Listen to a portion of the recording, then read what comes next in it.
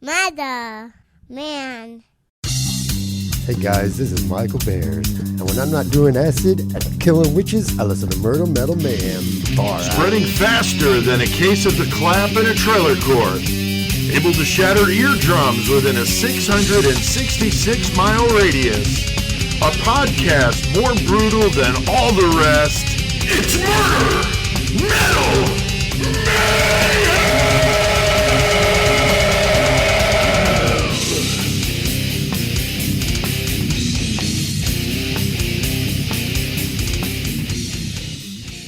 All right. What's wow. up, motherfuckers? How's What's it going on? Back here at Horns High Studios on the Horns High Podcast Network for episode 142. After a 2-week break, it's good to see you guys. I almost forgot what you looked like. I had to look at your pictures a couple times. But no, it's good to see you guys. Of course, Chris, Joey here with me. And how did you guys survive your 2 weeks away from Horns High? You kept busy, Chris. You moved. I fucking moved. I got out the trailer park, bro. Yeah, wow. Chris is no longer a trailer dweller. Yeah, wow. Moving on up. He doesn't live in the shed. It's so weird. No more bubbles. No more bubbles, bro. Yeah, Well, got that's a fucking cool. sweet ass house now. So That's fucking awesome, right. man. Shawback Nation 2.0, man. Yeah, moving on up. That's awesome. Yeah, we should have played the Jeffersons theme. So, and then what about you, Joey? Did you keep yourself busy? Yeah, I was helping them move a lot, and I've been working a lot because nobody else in the fucking world wants to work right now. So Right. Yeah. True. Yeah, I told you guys I worked 56 hours last week and 55 and a half the week before. I'm about fucking dead. But anyway, I'm fucking stoked as fuck to be back tonight. Yeah, definitely. I was ready to come Yeah, back. it was a good break, but it's always nice to get back. T-shirts. Chris, what do you got going on over there? It came from the Blanchard River, straight out of the 419, baby. Nice. I was Hell going to yeah. say, that looked familiar. That's what it is. All right, 419 shirt. Joey, you got a good one over there. Yeah, all three of us, none of us have a metal shirt tonight. It's kind of No. wild. Yeah, that is funny. But I'm wearing this Jaws shirt. Yeah, it's I fucking got for my dope-ass job. shirt. Pretty fucking badass. Gonna need a bigger boat. Yeah, that's awesome. That's awesome. Really cool colors on that, too. Hell yeah. And then, of course, I'm sporting my Carl Panzram Yeah, shirt. that's Panzer awesome. He shirt's finally sick. got Yeah, that because that's he's been fucking talking Yeah, about from Rotten Cotton. Yeah. But yeah, really digging it. I don't typically wear serial killer shirts from real serial killers because I don't want to fucking, Offend support somebody. or, not really offend, but. A lot of these people that we talk about are absolutely fucking pieces awful of human shit, beings. yeah. But I just couldn't resist this Yeah. Panzram shirt because I figure if I wore this somewhere and somebody knows who Carl Panzram is, they're going to be like, fuck, where the hell did you get that? Because Or if you I'd get- never seen one before. Or if you get asked, who's that? Yeah, like the lady at the post office today said, what's that on your shirt? I said, that's Carl Panzram. She goes, who's that? I was like, just Google it. And then I walked out. So, yeah, the sodomizing serial killer. So, all right. So, good. And last week, of course, as we mentioned, the last 2 weeks we've been off here, but we released our previously only Patreon that episode. Ramirez motherfucker? Yeah, Oh, yeah. Richard Ramirez, of course, the Night Stalker, a.k.a. Joey Screen Door Intruder. Screen door intruder. It was a good one. We did it a few months ago for our 666 Club members, but since we were not going to be here, we played that one. Hell yeah. And the week before, we did Brutal Rewind number 7 Yep. DeFeo. the on Ronald Amityville DeFeo shit. Jr. I thought it was funny. There was I just saw the other day on my news feed about a new Amityville horror documentary Oh, or really? docuseries. I'm Yeah. not sure what it is. I thought, wow, that's so weird. A coincidence. We just released the DeFeo episode. So there's, some new Amityville stuff Yeah. out there if you're digging on that. But of course, he, was the real deal, the one that killed his family Yeah. and spawned that whole craziness with the hauntings and all that. So 2 good episodes. If you missed them, go on and check them out. Brutal Rewind 7 and episode was a special episode, unnumbered episode on Ramirez. So the Ramirez one got a lot of listens. I think we just passed 1,000 when I checked Nice. it this morning. So that's cool. And the Brutal Rewind 7 did pretty well, too. I think we're in the 800 something. Oh, wow. So Hell yeah. Thanks. not guys. bad at all. Fucking A, thanks, Yeah. guys. Tonight, though, we got a good one. Joey, another one spawned from the Page a Day. Yeah. Back-to-back episodes, actually. The last one we recorded The fucking Feather Thief. was the Feather Thief. Yeah. And that, of course, was from Page a Day. And this is another one. And we had honestly done, what was the other one we did that was from Page Day like 2 weeks before that? Did we do another one before that? I didn't think we did another. I might be wrong, but I don't recall doing another I'll have Page to a look it Day. up because I could have sworn we did. But yes, tonight though we are doing another one that definitely was spawned from that, and that's the fucking San Francisco Witch Killers, Yes. Michael and Susan Bear Carson. Yeah, so that's going to be a good one. It's a wild story, a lot of drugs, the 70s, religious obsession, and just a two-person cult. I mean, they were a cult. Basically, that's what it was. It was a two-person fucking It was a cult. small fucking cult, but they did some fucking damage and tore some shit up, lived in tree houses. They did all sorts of interesting things. We're going to talk about it. Goddamn hippies. Right?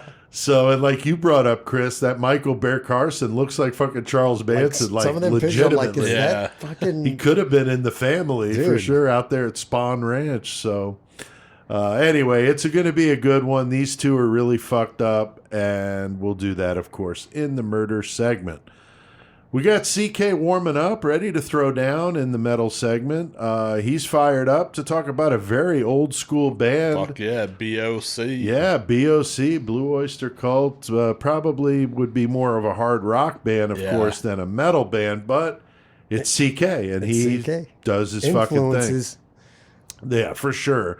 They were very influential on a lot of bands, and so, CK picks the topics, and Hell yeah. I'm anxious to hear about it. I don't know anything about them other than the, few of their songs, and that's Right. about it. So we'll hear about that in the metal segment tonight.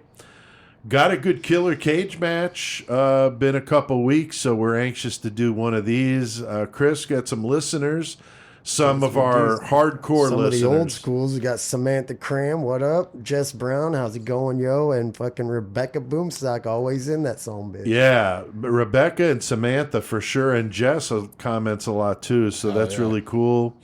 We got a lot of ladies listening to the show, Chris. So a lot of women like true crime, Well, I which was is gonna really say, cool. and that's a definite That's a fact thing, that yeah. women are fucking way more in tune with true crime stuff and Yeah. murder porn, as they call it. They Right. love that Murder shit. porn. Right. Yeah.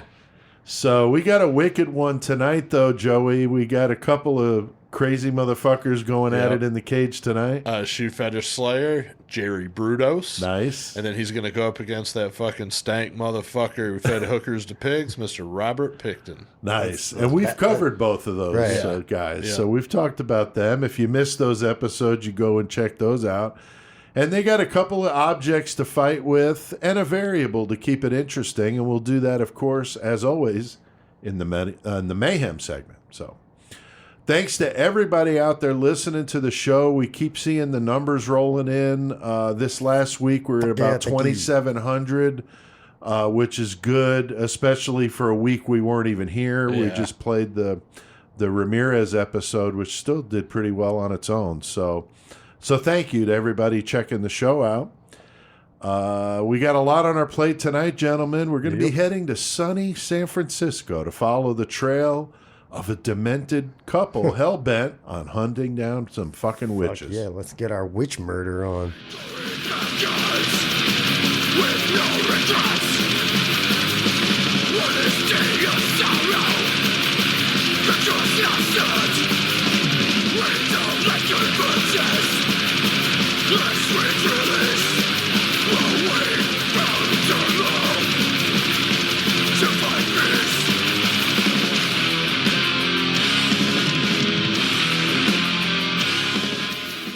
Fuck yeah, man. yeah.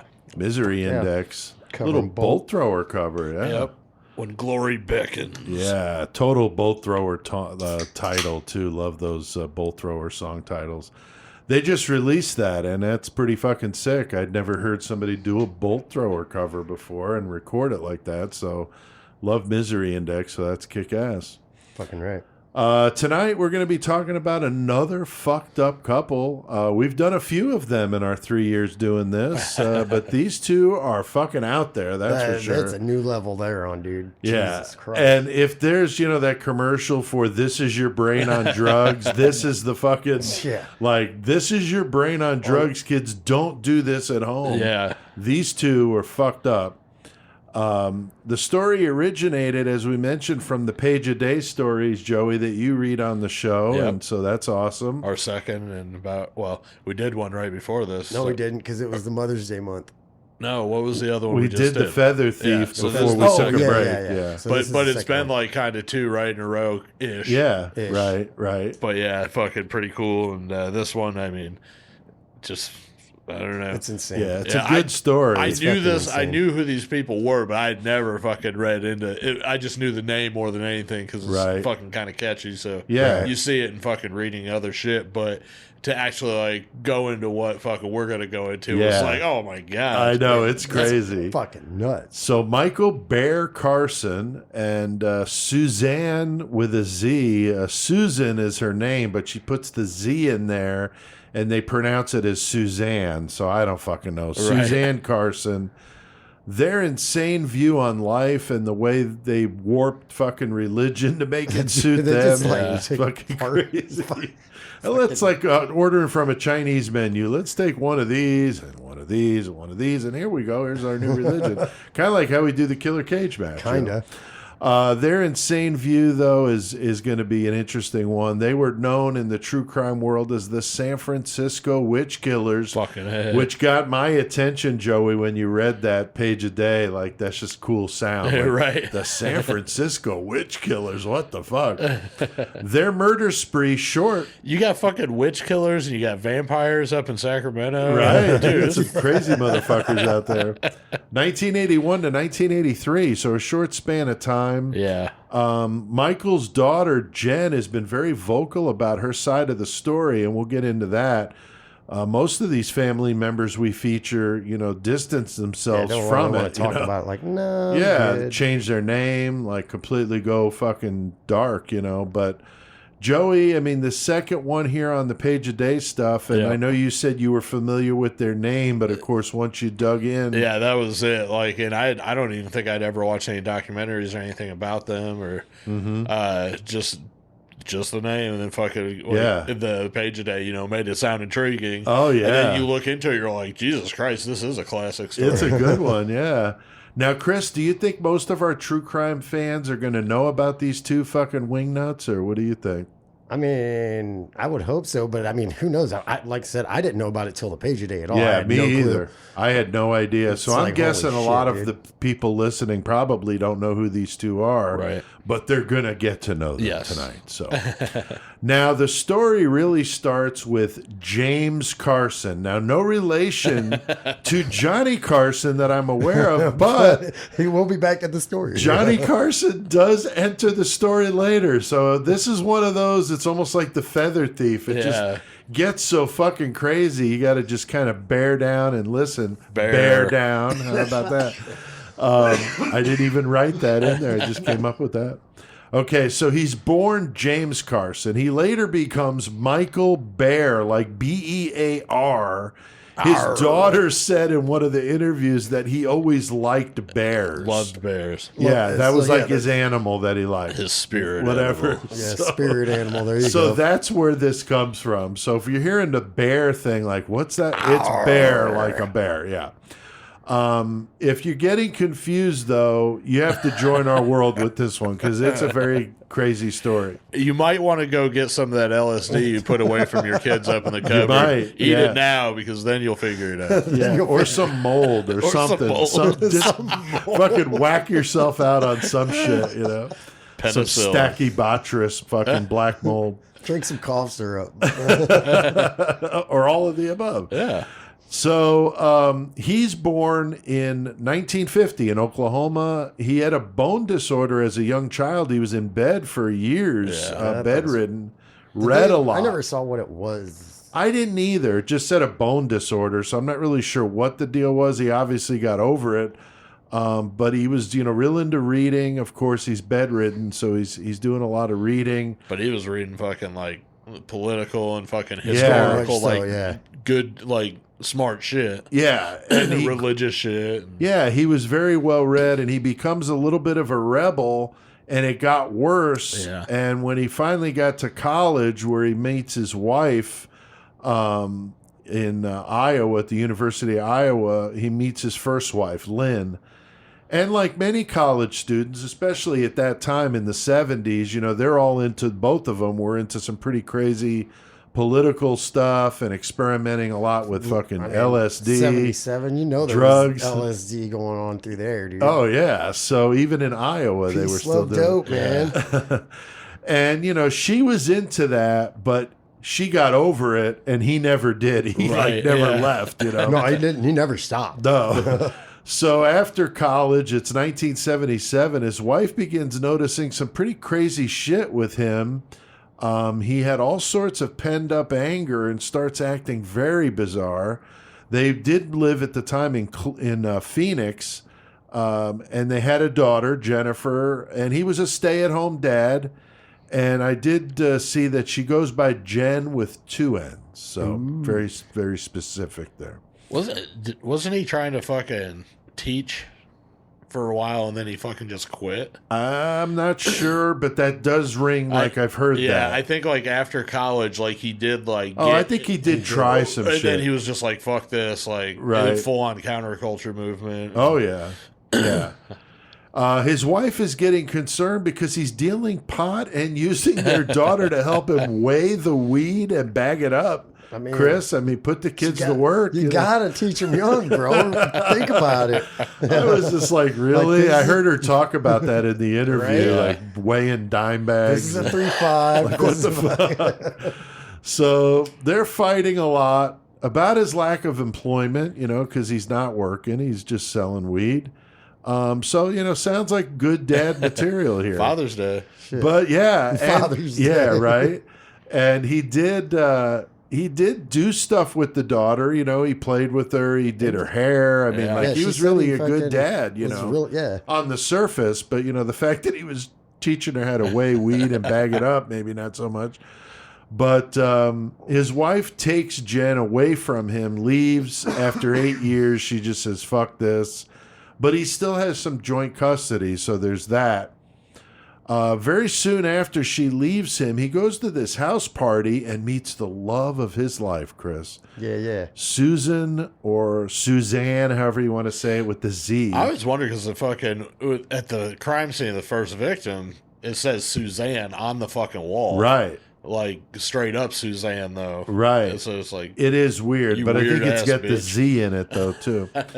But they really hit it off. She's 9 years older than him. She was born in 1941.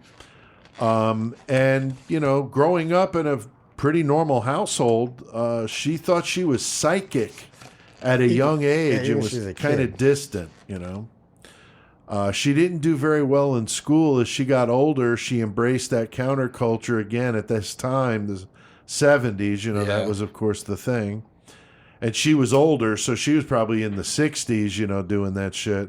Hardcore drugs, came up with her own interpretation of the Islamic religion. She straight up made her own religion out of a religion. Yeah. Like, this is Did you see where they were like, if they went over there talking about what they were talking to some real fucking Muslims, they would be beheaded. Yeah. Right. Oh, yeah.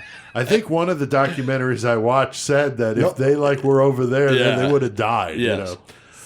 She changed the spelling of her name from Susan to put the Z in her name.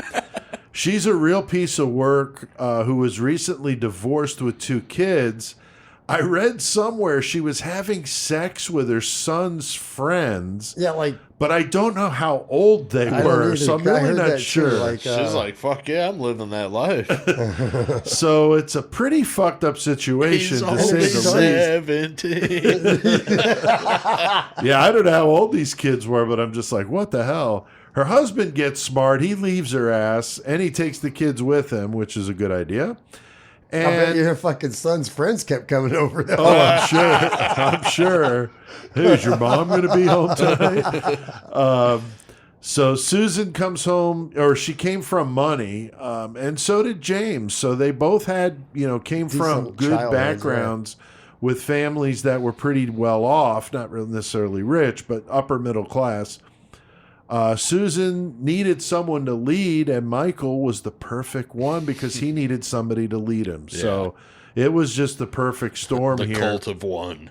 Yes. That's what he kept saying. It's like the cult of one. Now, Joey, this is when James Carson becomes Michael Bear Carson. Yeah. And you want to explain that a little bit? This is the reinvention. And, of course, he kept his last name, Carson, which I was actually pretty surprised by that. Right. Personally. But wasn't like a Muhammad or one of those. Or something, And then the bear, as Chris pointed out earlier, he fucking loved the bear. Now, the Michael, the reason they started calling him that is because fucking Suzanne fucking said that he was like Michael the angel from the Bible. And that cast Satan out of heaven. Yeah, that cast Satan out of heaven. And like she fucking found him, and she had found, so she called him Michael, and he went by that. From then on, he straight like, that's my new name, dude. Yeah. Right? Yeah, the first time they met, she's like, "No, your name is Michael." Yeah. So that is kind of funny. Now, she fucking full on like, they talk about fucking a controlling situation. This is one of the more extreme where the woman takes hold of this. Yeah, the other way around. I also feel that Rose West was a little more like this than they let on to. I 100% believe that. Yeah. Rose West for sure. Yeah, she was pretty dominating. I see a lot of similarities there. And the Ray and Faye Copeland. A lot of things popped up while I was reading this one because unlike other couple killers like the Ken and Barbie killers, it's not so much like that, but some of the other ones we did, it's like, Yeah, for sure. Now, Chris, I heard an interview with Jen, the daughter. She was very afraid of Suzan because she scratched her back. Did you see that? Yeah, it was basically like she said she wanted her fucking back rubbed like Dad did it. And she scratched her and then whispered into her ear, said, "You're going to hell because you're a demon and shit." Right. Dude, like, and this girl's like 4 years fucking old, dude. Like, holy shit. Yeah. And so, like, when she got home to her mom's house, she's like, "My back hurts." And her mom checked out her back, and those marks there. And that was pretty much the last time she saw her dad, basically. Yeah, and her mom got all wigged out and fucking, took off. Yeah, like, I'm out of here. Which makes a lot of fucking sense. Was a good idea, because they probably would have taken her on their fucking little journey here. Oh, I'm sure they would have, dude. No problem. So, pretty crazy. But, yeah, that went on for years about her mom staying away from him and keeping her... they're like really like almost like witness protection style. Right. 1980, Suzan sells her house in Scottsdale, Arizona. So they got a little bit of money to play with, and she convinced Michael that they should take the money and travel the world. So pretty good idea. Dude. That's an expensive fucking house, bro. You're gonna take me all around? Then okay, whatever. Yeah, they had a nice house. She had a nice house that she got from the divorce. I mean, he's not doing shit, and he's just like, cool. I'll fucking tag along with any I'll of this. spend your money. You got money. I ain't got to. I don't do shit anyway. Oh, we're gonna be fucked up the whole time. Great. That sounds like fun. Perfect. Yeah. So who needs a place to live? I mean, they're just gonna fucking take off. Neither of them work. Yeah. And they're just like, fuck it, let's go to Europe. So they go. So it's 77. They got to go to the bank all the time to get money. They ain't just got a card now. Oh, walking around with a bag of cash. Oh, man. They come up with their own religion, which is a weird hybrid of the Jewish faith and Islam, which is the strangest combination because you're talking about two people that fucking hate each other. Right. Like hardcore hate each other. Very strange, as we've said, kind of taking little bits and tweaking it how they wanted it to be. Take one part from here. From here. Making some shit up completely out of whole cloth. But the money lasts about a year, and they decide to come back to the United States, and they settle upon the Haight-Ashbury district of San Francisco, which, was a good place because they're, going to a place where there's a lot of fucking hippies and it's kind of the thing. Yeah. It's free love. Everybody does. Yeah. Yeah.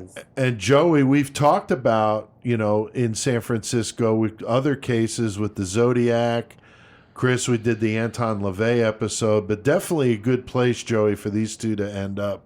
Yeah, I mean, they're fucking looking for weird-ass outlets for their fucking religious questions and everything else, and that's a place to meet some of the strangest. And we're talking about 1980. This obviously isn't Haight-Ashbury 1969, but it's not that far off, and the counterculture was still, definitely alive and well there. And for them to have ended up there is just like, yeah, perfect. Yeah, it's like the perfect place for them. And Chris, but you know what? It kind of goes to show that if it remained a cult of one with basically just him, she wasn't fucking that fucking convincing with anything she was talking about. If nobody else was fucking hanging out with him for the long run. Other people would have came and so it never like, became Manson-like. That's true. That's a good point. That's a good point. Now, Chris, Jen and her mother are still very afraid. They continue to hide from him, and they cut off ties with friends. I mean, they're really trying to stay away from this. And I read that some people kind of thought she was overreacting, but she was right the fuck on with their assessment of him. He turned out fucking crazy as shit. So yeah, I mean, it's good. It was good that she fucking stayed away from him. That's for sure, and kept Jen away from him, that's for sure. March of 1981, 23-year-old woman, Karen Barnes, no relation to Susan, which is... Or Chris. Funny. There you go. Would move from Georgia to California to become an actress. So that was a common thing, still is. I read somewhere she was on Smokey and the Bandit, but I'm not sure what part she played. I didn't have a chance to look it up, but I'm curious if you IMDb her name, if she would come up as being in Smokey and the Bandit. But Karen was fascinated by these two. Their fucking talks about mysticism and meditation. And she could have had a fucking... She could add another cult member. Two. That's right. Yeah, they didn't fucking kill her. That's fucking right. Right. So she shared her basement apartment with them, which is was definitely a bad thing for her to do, because she would be found dead there, and her new roommates, these two fucking whack jobs, they fucking took on. We out. And so Susan would convince Michael that Karen was a witch, and they had to kill her. Which is where this whole witch killer thing comes in. She had psychic visions, man. Like whenever she got touch drunk, she'd get that energy feeling. Yeah. Like, nope, this one's the bad guy. Right. That's what I'm saying. Yeah, so she gets stabbed 13 times in her neck and face with a paring knife. They said at least 2 of them would have been fatal in and of themselves. Yeah. Right. And she gets her skull crushed by what they think is a fucking iron skillet, which is pretty fucking brutal. Yeah. Her body's wrapped up in a blanket, and the landlord finds her in a pool of blood when he's visiting the apartment with a plumber. Pretty crazy. That's an interesting thing to walk into right there. Yeah. I'm just coming in here to fix the water leak. Right. Oh, you got bigger things. I got another call, dude. I got to get the fuck out of here. And I don't know how long she was there either. I wonder if it was like a few days or a month or what, But it would have probably been kind of stinky by then. An autopsy would show that it was a cast iron skillet, and so some blunt force trauma. But she was not raped, and there was some money found in her purse, so it wasn't a robbery. Yeah. So, not fitting the usual thing you would see with something like that. No forced entry and shit? No, not at all. They found some weird religious symbols painted on the wall, and as you pointed out, Suzanne's name was on the wall. I mean, not very smart. No, not at all. Especially with the Z in it, too. Of course, Michael and Susan would be persons of interest. Where Karen's friends, or when Karen's friends told the police that they had, that they were really fucking weird. And they're gone. They're fucked up. There's some way out cats, man. Yeah. So, but you got to think though, being a cop in San Francisco, how many fucking times have you heard that? Man, Yeah. So they were suspicious, but the problem is they blended in with the rest of the fucking weird fucking hippies out there. The group that everybody looked exactly the same. Yeah, so not only in the way they looked, but just in the freaky mysticism and all that. I mean, that just had to be rampant, So, but as you pointed out, Chris, definitely looked like they could have been in the fucking Manson family for sure. Joey, it makes it tough to find them, though, when they blend in like the way they do. I mean, they really had no idea where these two were. No, and especially back then, fucking, California, early 80s, there's so many fucking people out there. Right. And fucking... Hitchhiking. Yeah, and then you go to the fucking San Francisco, down on a Haight-Ashbury, it's like... everybody here just looks like a dirty hippie one way or another, like, you know, and how are you just gonna fucking pinpoint somebody that you don't even really know who you're looking for? Who knows what they look like now, you know? Who also isn't going by his name at the moment. Yeah. Right. That's a good point too. Now, Chris, they could have ended up partying at Shawback Nation, but now they don't know where the new Shawback Nation is. I'm not giving out directions to these motherfuckers either, man. They're going to like, take one look at my place and be like, oh, the all witches. Yeah, there you go. At some point, they were living in someone's treehouse. I thought that was fucking crazy. That would be a bitch to get up in the middle of the night to take a leak and fucking piss off the edge, dude. Just fucking forget you're in a treehouse though and walk off the fucking edge, right? So that was kind of funny. They ended up there. I think they hitched a ride with somebody and were telling him their fucking life story. Right, yeah. And he felt bad for him. He lets him stay in this treehouse. But then he's like, oh yeah, I got this fucking spot up here. Dude, come get it. Yeah. They're like, oh, this is perfect. Yeah, we're never going to leave. Yeah. So, but they have a falling out. They stole the guy's fucking gun and burned his house down. Like, yeah, they did. Dicks. That's fucking douchebag. They're like, oh, you're going to kick us out while we're leeching off you? Yeah, fuck you, man. Fuck you. You don't get Burn nothing. your shit down. You must be a witch. Michael and Suzanne hit the road and hide out in the mountains of Grants Pass, Oregon. They're roughing it in this shack of a fucking cabin that they referred to as like the Taj Mahal. Yeah, they thought it was the best shit in the world. Yeah, and they're out in the fucking wilderness until 1982, and they called this shit Allah's Mountain.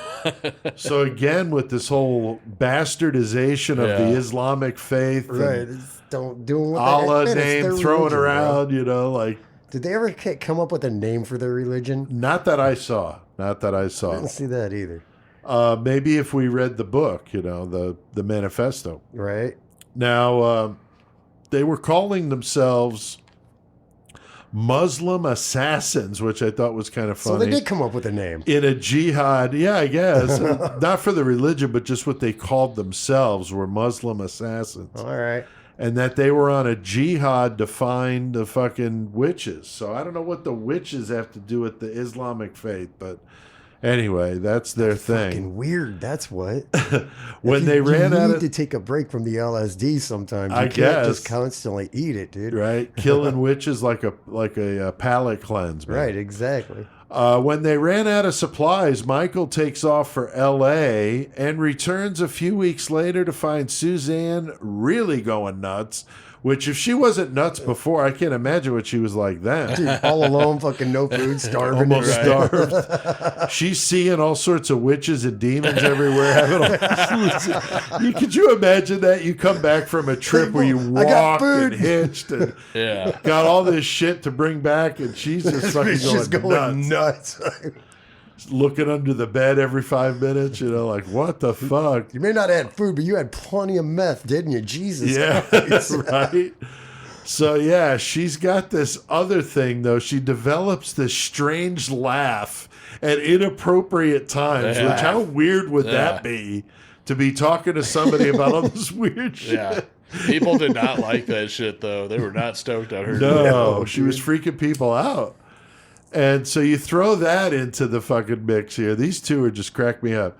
And then they made their way to Northern California, of all places, Humboldt County, where their fucking pot farms are. And we've talked about this place before, the docuseries Murder Mountain, which is definitely an episode waiting to happen for us. A rough fucking place, lots of crime, people ending up missing all the time, like Hatfield and the McCoy shit going on in the woods with these crazy bastards up there. The cops don't even go up there. And they're up there now working a pot farm, and these people are fucking crazy. And they're saying that the people from Humboldt County were saying Michael and Suzanne were fucking nuts. So That tells you something. The people from Humboldt County who have seen it all. It's like, holy shit, these guys, I don't want them around. Get them. Get them out of here. They weren't even fit to work on a farm either. So right. Goddamn, dude. It tells you how bad it was. Yeah, I mean, Joey, what a perfect place for these two to end up, but I didn't see, but they did share a last name. Yeah. Did you see if they actually got married or not? I don't know if they actually got married or if they were just fucking tripping acid with some fucking weirdo in an alley, and he was like, I could probably marry you right now. I mean, I didn't see that they actually did anything legally to bind themselves, but it was probably like, natural born killers shit, they were up on the fucking thing. As God of my world, you're not my wife. Yeah. It's probably some weird shit like that. I'm sure they went through some fucking ceremony together on fucking acid. Probably. May of 1982, Michael gets into a dispute up at the pot farm with Clark Stevens. He's like, you motherfuckers aren't doing right with the weed. He That's was right. They were getting pissed about the fucking the processes and shit that those motherfuckers weren't doing it right. Here they just walk onto the farm and they're like the experts. Yeah, and his wife said they're laughing the owner of the nothing. farm. This Clark Stevens was some relation or friend he with the owner. He was a friend of the owner. Yeah, so he probably knew what he was doing. Yeah. And Michael's getting all fucking heated and arguing with him. And his bitch is like, yeah, there's Suzanne laughing inappropriately. But Suzanne told him that he was using inappropriate language with her, which gets Michael all fucking pissed off. So he fucking kills his ass. Because this is all back to the Muslim shit that they think that they're following. Yeah. So he shoots the guy with the gun they stole from the guy in the treehouse. This sounds like a fucking just like a Harry Potter fucking story. He attempts to hide the body by burning it. And then covers it with some chicken shit. I mean, fuck. That was the fertilizer. That's right. And dumps the body in the woods. So this shit, I mean, like I said, it happens a lot up there. That Murder Mountain docuseries is fascinating. And we could definitely do an episode on it. We probably will, maybe next 420. Hell yeah, that'd be cool. Murder Mountain. So it sounds like, our kind of place.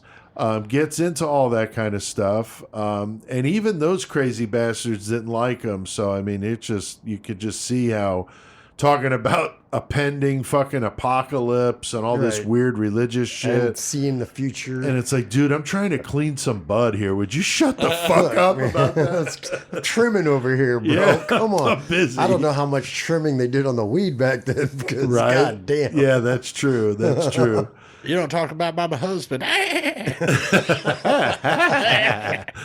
So, yeah, I wish I would have had that on fucking a recording of that weird fucking like you're laugh. trying to hunt witches, but you're cackling. Right? You're a witch.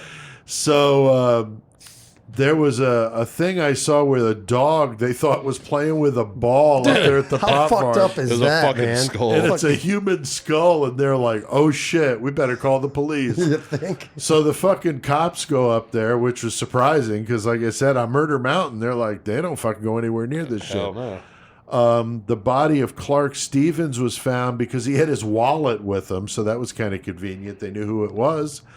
And they recovered a bullet, a 38 caliber, which would end up pinning the murder on Michael later on. Eventually, Yeah.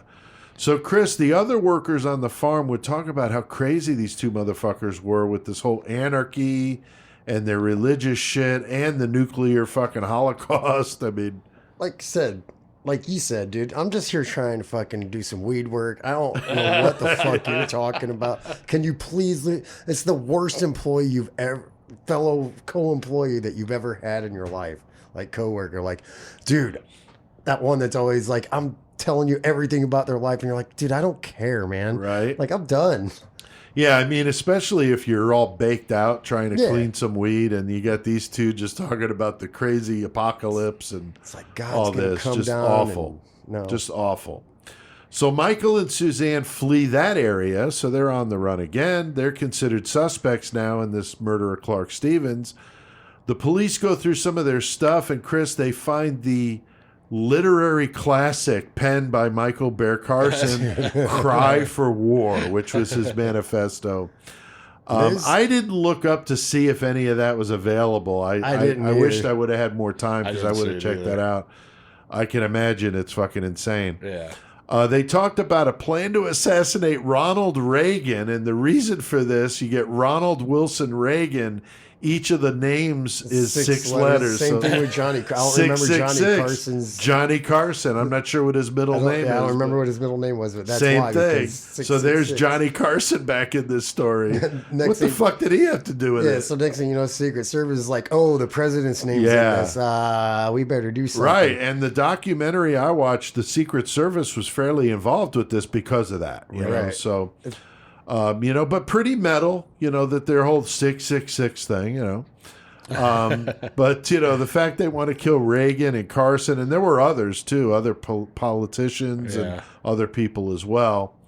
They said that God wanted them to kill, and the police have no luck tracking them down. I mean, how the hell are you going to find these two fucking scumbags? They're fucking all over. Yeah, living on the run. They're not working. So, I mean, they don't have any, payroll records or, like you said, Chris, this is a little bit before credit cards would have been a thing. Right. So they're not easy to track. And they're not establishing roots anywhere. So these two would be very hard to find, but the cops get a break in November of 1982 when a friend of Michael's saw him hitchhiking near Los Angeles, and he thinks to call the cops, which I'm not sure if he knew what Michael was on the run for. I'm not sure. Yeah. But the cops fuck up, Joey. I mean, how did they let him go? Because they had him. But he winds up getting out pretty quick. I mean, they pick him up. He gets fucking... They call it... I mean, the friend calls specifically because it's fucking Michael Bear. Like, that's why he called. He's like, hey, this guy's a fugitive. Here he is. So they should have known that they were going to pick him up for that. It seems like they had no fucking idea. They fucking do fucking apprehend him. He has a fucking pistol on him, the 38, and he fucking tucks it into the fucking backseat of the fucking cop car, which nowadays you can't because they have the plastic fucking solid back seats and shit for that reason. But back then it used to be just like regular car seats. So he fucking has the 38, stuffs it in there. They bring him into the fucking booking room, and whenever he gives them the ID, I can't remember the guy's name, but it was a different name. He had a stolen ID. Right, he had a stolen ID from one of the other guys that they had been acquaintances with. Right. And so they run that. It comes up as clean. They're not looking for that dude, so they fucking let him go. Yeah, I mean, he got really lucky. The cop, though, did his job, I guess, on shift change. They check all that. Yeah. That's when they found the gun, but he was already gone. Right. So, but they had the weapon. They had the weapon. They have his picture because they took his mugshot under a different name, which is, I'm pretty sure, the classic one that looks really like Manson. Probably, yeah, because he looks just like pretty much everybody else at the time in that area. Suzanne is having all sorts of crazy visions. And had the both of them traveling all over California and Oregon. I mean, I wonder if she was even driving him fucking crazy. Right. Yeah, man. He loved her, though. He stayed with her. I mean, shit. He still writes to her. January of 1982, Michael and Suzanne are hitchhiking near Bakersfield, California. They get a ride from 30-year-old John Hellier. Hell yeah. Hell yeah. Hell yeah. Who was on his way to Santa Rosa. He was listening to country music, so that's he fucked they did up. Not like that. Susan did not like country she music did not at all. She did not. I wonder if he was listening to some old Johnny Cash or the lame country wasn't there yet. So apparently his leg touched Suzanne's leg, and she freaked the fuck out. You fucking witch! And she determined that John Hellier was a witch and had to die, but they do this at a high speed fucking. Yeah, they're in the truck driving on the highway, and now Michael is struggling with this poor bastard that picked him up, John, and they're fucking driving this truck, going at highway speed. John pulls over. These two proceed to fucking stab his ass on the side of the road in front of a bunch of people. Big ass fight, in front of everybody. Yeah. Like, what the fuck? Yeah, they're not very smart. Michael gets control over the gun, shoots and kills him, and then they take off in John Hellier's truck. But there's all these witnesses, Chris, that see him. And there's a little high-speed chase. Yeah, Suzanne's driving. That payphone and fucking... Somebody got a payphone. They found him. Suzanne, like you said, Suzanne's driving this fucking truck. Like a fucking maniac. Crazy as shit already. You don't let a person like that behind the wheel of a shit. fucking car. Not a good idea. Holy She probably thought she ran over like 20 witches. Probably. Right? Probably. Thought it was like Grand Theft Auto, you know? She keeps driving like an asshole, wrecks the truck, and that's when they get busted. Yeah, they run into the woods, but they're all fucking blazed out. Yeah, they get caught pretty easy. Probably all stunned from getting in a wreck. Michael and Suzanne tell the police that they want to do a press conference in exchange for confessing to the murders of Hellier. Why do they have to fucking confess to that? How is that even a question? I mean, you got like 80 witnesses physically watch you stand there and shoot this man. Right. And stab and then shoot him. Yeah, I mean, what the fuck? And I'm sure you're not going to convince anybody otherwise. Right. But they think in their mind that they're going to get this press conference for 6 hours in order to confess the murders of John Hellier, Clark Stevens, and Karen Barnes. So 6 hours of this bullshit. I watched a little bit of it on YouTube, and it's fucking out there. It's mostly him talking. I don't think she says a word. I was kind of curious what her voice was like, but Michael's pretty soft-spoken. She wasn't cackling then. No, she wasn't. She was smiling, though, ear to ear. Like that was kind of funny. Really crazy looking. But later they would withdraw the confession and plead not guilty, stating that the murders were justified because of their religious beliefs that forced them to kill the witches, Joey. They're like, because we were basically Muslim warriors and witch killers, so that's what we were supposed to do. So we're not in the wrong for doing this. We were doing what God said we were supposed to do. We were cleansing. Yeah, and they wouldn't be the first religious fucking wackos that would pull that bullshit. Oh no, killing people over religion. Yeah, they think it's legit. No one's ever been killed over religion. Never, never the entire existence. That would of be religion. a good murder segment. Actually, would be religion. Damn. Just religion. Yeah. What's that? We're gonna do a whole year podcast. Yeah, right. Yeah, we could do a whole episode like beyond, like a special episode maybe on that. Might be interesting. Imagine the lawyers, though, to have to listen to this bullshit. You're a public defender, Chris. You just got through law school. You passed the bar.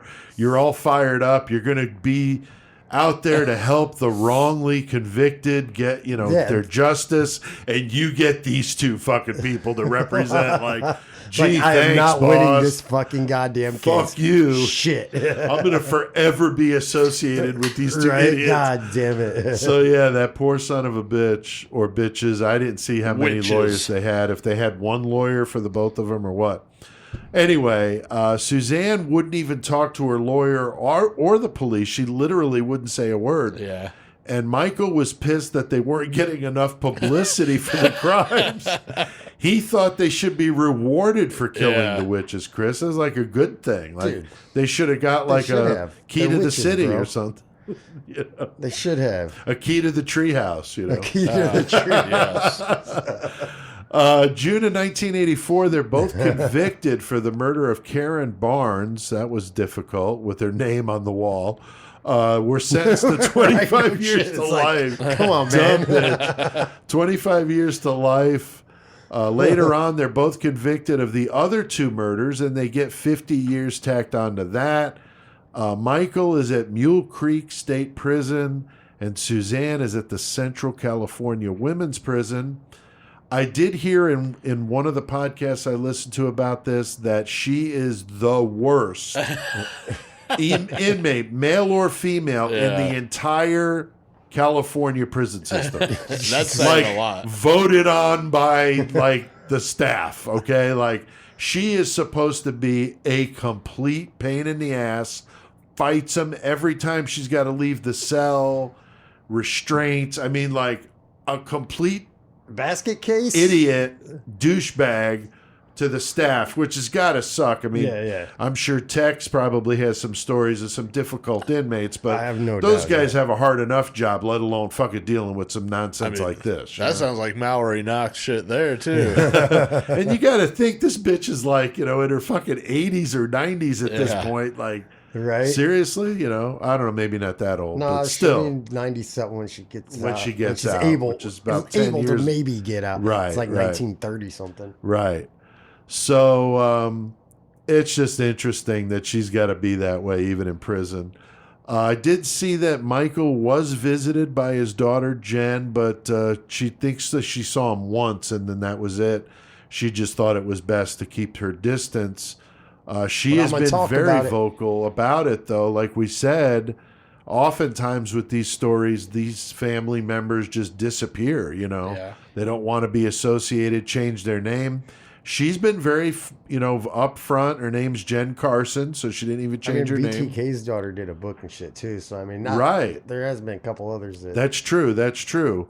But, she's been very vocal. I did see that she tried to kill herself a couple different times. So she's certainly been battling her demons with the fact that her dad did the fucked up shit that he did, right. So, but she's, you could see there's plenty of podcasts and stuff with her on it. Yeah, so if there's you're like interested, a whole 45-minute, basically documentary with her almost. Yes, she's very much a part of all this stuff. So you can definitely hear what she's got to say. As you pointed out, Chris, they're going to be eligible for parole in 2038, and he would be in his 80s, she would be in her 90s. So apparently he still writes to her in prison. So I don't know if she writes back. Yeah, it's very pretty once in a fucking while, crazy. Yeah. Beautiful love story there. Beautiful love story. Joey, very interesting that that the daughter decided to come forward because, as we said, usually they don't, Yeah, it's not something that everybody does all the time, and very rarely actually to be somebody who's related to a killer, be like, oh yeah, right. But especially like a daughter too, right. But she came out and she tells her side of things, and she has that transition that's pretty interesting, where as she knew her dad all the way up to a certain point was just this loving, cool dude that she, and then all of a sudden, boom, there it's laid out for you, all the shit that they were doing and all that, and you're just like complete fucking 180 in your mindset. Yeah, I can't imagine finding out your dad did the shit that he did. Exactly. Like, wow, that's some heavy stuff. And I mean, it's fascinating to think that she would be one of the ones to just come forward and say, yeah, it was me. I mean, Happy Face Killer, Jesperson's daughter also too. as well, so that's another one I just thought of. So that's cool. And Rader's more power daughter. to her, BTK's daughter wrote the... Yeah. They would tell the police that they were pacifists and super into yoga and called themselves, now they added, vegetarian Muslim warriors. So very specific. I don't know if there's a group for that on Facebook or not. They told them that they killed Karen because she was a witch and she was draining her of her looks and her special I thought powers. That was fucked up, dude. Yeah. You're just getting old. Yeah. I think she's just jealous of her husband checking out a younger woman. Yeah, that's exactly I bet that was a big part of it because she seems like the type. Yeah, that was exactly it, because fucking Michael to her was her cult of one, but her follower and her fucking assassin. pet and her assassin. Yeah. But so up to that point, fucking they hadn't done nothing like cross the line into murder. But she's so fucking pissed at this girl that's looking so much better, and they're living with her, and there's a real possibility that she could lose him. So fuck yeah. That's the way she fucking, okay, this is how we do it. And she convinced him to fucking hit her over the head with the fucking once you skillet. set that off, once you killed the first time, and like the cops already even knew that you did it, right?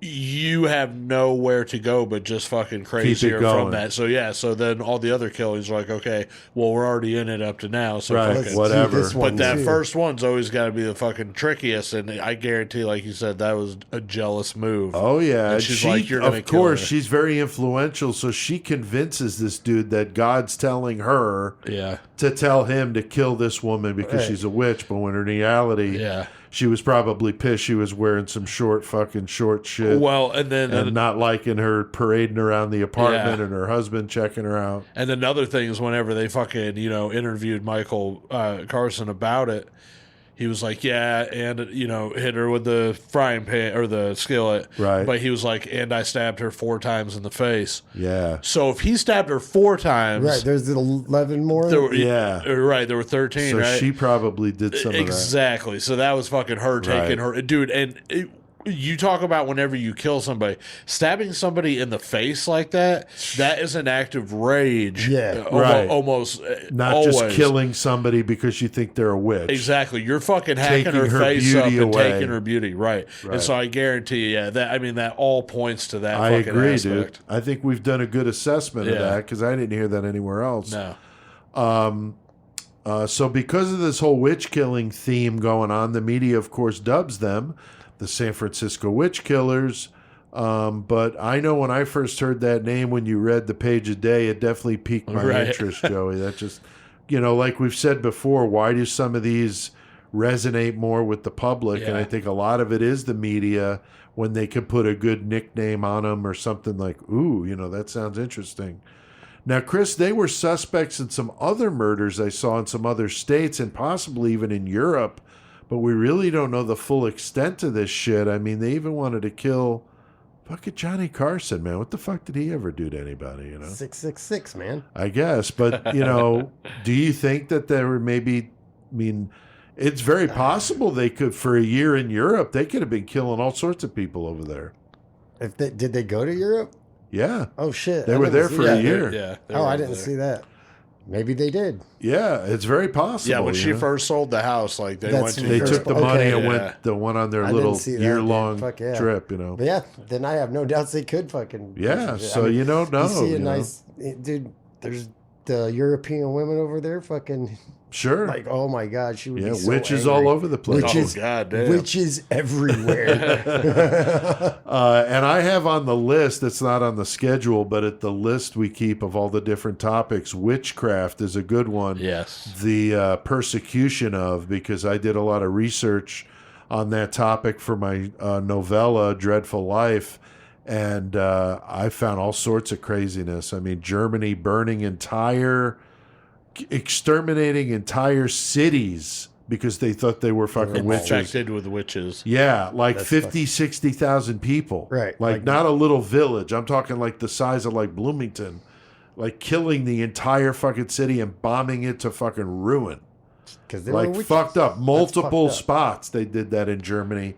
Of course, England did a bunch of it. And, of course, the infamous Salem witch trials here. But definitely the Salem witch trials wasn't even that much. It's not. It pales in comparison to what happened in Europe. Yes. Yeah. Yes. And I would definitely love to cover that sometime. There are a few good documentaries on these two. They did episodes with Killer Couples, Deadly Women, Wicked Attraction. I watched the Killer Couples one, and I think one of the others, I don't know which offhand. There is a book that's called Cry for War, which is funny because that's the name of the manifesto. Yeah. I have not read it. It's written by Richard D. Reynolds. I don't know anything about it other than there's a book. So maybe I should try to see if I can get it just to have it. Right. There were also a few good podcasts, as I mentioned. There was one I listened to, as I said, that had an interview with Michael's daughter, Jen Carson. She talks a lot about some stuff that you probably wouldn't get anywhere else. Definitely an interesting, view from the daughter of the, person that spent her early years very close to. So that's pretty fucked up. Anything, guys, you want to add to this one? I don't think so. Not for me, man. No, I think we did this one really. Yeah, I think so too, man. I think so too. So there is stuff out there. Yeah. If you want to check this out, it's a very fascinating story and page a fucking day, man. Pretty awesome. I mentioned my research was done with the documentaries on YouTube. I did read a few good articles and that podcast that I mentioned as well. So there is stuff out there. So, go check that out if you're interested.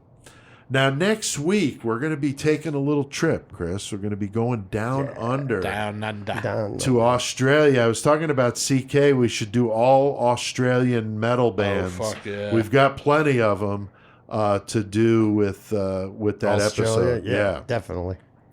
So we're going to be doing the Snowtown. Snowtown. Yeah. Fucking right, man. John Bunting. Do a Gape song in the fucking. Oh, hell yeah. buffer That's music. a great idea. Tasmania. Yeah. So, yeah, we'll play some Gape next week. That's a good idea. Right. His crimes were gruesome, and his band of killers will make for an interesting fucking episode. Did he had more of a cult than freaking goddamn Suzan? He did. But they had a problem with some barrels that were kind of smelly, Chris. People were getting kind of mad that they stunk up the neighborhood.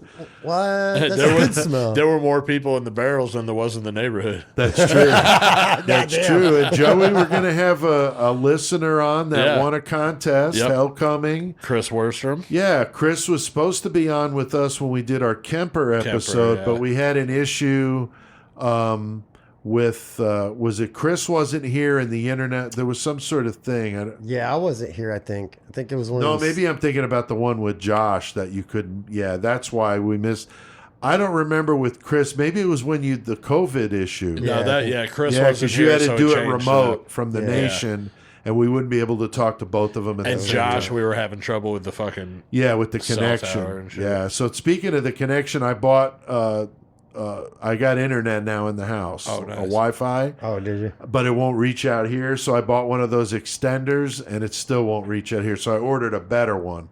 So I'm hoping that we'll have Wi-Fi in Horns Eye, which is pretty cool. So join our Patreon for $3 a month and help us pay for all this shit, because I'm really trying. I mean, my hotspot on my phone has been better out here, but in the house it sucks. That's why we tried like an introductory thing with MediaCom to just be able to have Wi-Fi instead of relying on the hotspot data, because we've been having trouble with our phones here doing something with the towers. So anyway, Chris will be on to talk about the Snowtown murders. He picked this one, and he won the contest.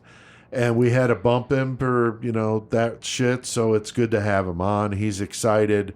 And so that should be really cool. And definitely, we've got a lot of listeners in Australia. Yes, They're still in the top 10 countries listening. Thank you, Australia. Yeah, so thanks everybody listening from Australia. And we'll be doing some Snowtown murders next week just for you guys. Hell yeah. Now, Joey, you got any good page of days? I'm sure you do. We've been gone a while. Yeah. But what do you got for us? Like I said, I've been charged up about today's fucking... I love the topic we were doing. I love CK's fucking music pick. I got some fucking killer cage match shit going on. I got fucking good page of day. Like, it was just a good time to come back for me. So with the page of day, obviously, like we said, we've been out of studio for 2 weeks now. So I had a ton of shit to go through, but I picked 4, and the 4 that I picked are more on the humorous side because I thought that'd be fucking good. I love the funny ones. Yeah, dude. it's been an episode, a good episode like that. So, the first one I'm going to talk about, page a day. Thanks again. The murder of Andres Escobar. So in June 22nd, which today is June 22nd, I thought that was pretty cool. Yeah, that's funny. So June 22nd, 1994, Colombian soccer player Andres Escobar scored on his own goal in his team's second game of the 15th FIFA World Cup, causing the United States to win 2-1. So just 10 days later, he's killed in the early hours outside of a club in Medellin, Colombia, shot 6 times. Witnesses said his killer shouted "goal" after each shot, one for each time the South American. What the fuck? I think I vaguely remember this. One dude. for each time the South American soccer commenter shouted it when the fateful game was broadcast. Oh my God! Screaming "goal" every time he shoots it. Humberto Castro Munoz, who's a bodyguard and driver for members of a powerful drug cartel, and 3 accomplices were arrested later that day. And allegedly, like, some of his fucking employers, the cartel and shit, they lost some big bets whenever he fucking scored that on the against them for the U.S. Oh, man. So Munoz got 43 years in prison, but he only served 11. Wow. They were probably like, thank you. Yeah. That's awesome. Because they love soccer. That's a good one. No, that was fucking crazy. So then the second one I got, the murder of Declan Flynn.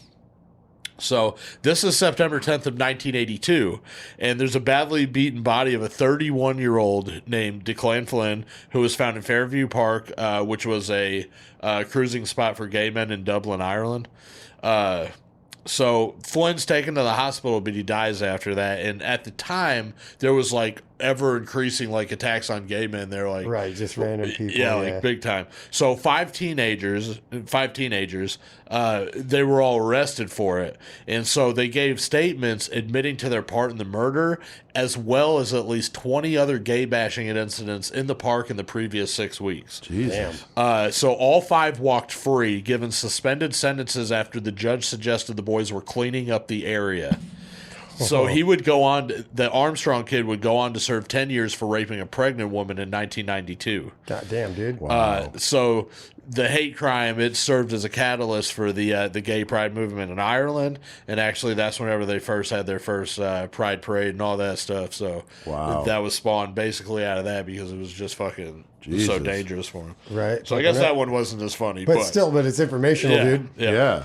All right, so here we go. So the third one of 4, astronaut love triangle is what Page Today called this one. So back in February 5th of 2007, this lady, Colleen Shipman, she goes to Orlando International Airport from Houston, Texas. So she felt like she was being followed, apparently, and so she hurries to her car and shuts the door, and all of a sudden this woman with a black wig comes up and starts banging on her window, all fucking crazy and shit. Susan. You're right. Yeah. So Colleen, spawn of Susan. Yeah. So Colleen rolls down the window, and then the woman fucking pepper sprays her and attempts to get in the car. Now she's able to escape unharmed, but the woman in the black wig was this fucking astronaut named Lisa Novak. And she had just spent the last 14 hours driving the 900 miles from Houston to dude, Orlando. diaper? Is this the one with the diaper? Yeah, dude. I remember I've heard this one. Because the Colleen woman was fucking dating her fucking love interest, who was another astronaut named William O'Flynn. Right. So whenever, so burnt. And then whenever they search fucking Novak's car, they got latex gloves, a BB gun, a drilling hammer, an 8-inch folding knife, and plastic garbage bags. Wow, and sounds they like a said, cage match. like you guys just said, she was wearing space diapers so that she wouldn't have to use the restroom on the way to get there. But she later denied that, but they said that. She was arrested She was arrested for attempt murder and kidnapping, but pleaded guilty to reduced charges of burglary and misdemeanor battery. But Novak and O'Flynn, like her and the dude, they became the first astronauts to be dismissed from NASA. and then the lady, the Colleen Shipman lady, she ended up marrying that guy in 2010. That's fucking crazy. That's nuts. I remember astronaut love triangle. I remembered seeing something about that with the diaper. That's great. Oh yeah. So this is the last one I got for Page Today, and like I said, I was trying to keep it on the lighter side. So in 2018. There's a raid on this guy Mickey Polk's Alabama house. Now, he wasn't there for the raid. They just, raided his property. Right. And they found some things they were looking for. They found ammunition, methamphetamine, body armor, and other drug paraphernalia. Nice, right. But they also found something else they weren't counting on, and it was a so-called attack squirrel. What the fuck? The law enforcement officials claimed the squirrel was being fed meth to keep it aggressive. Though there was no way to confirm it, and the creature was released in the nearby wooded area. So a few days later... Oh, my God. He's got to be in a killer cage match as a variable. So a few days later, squirrel.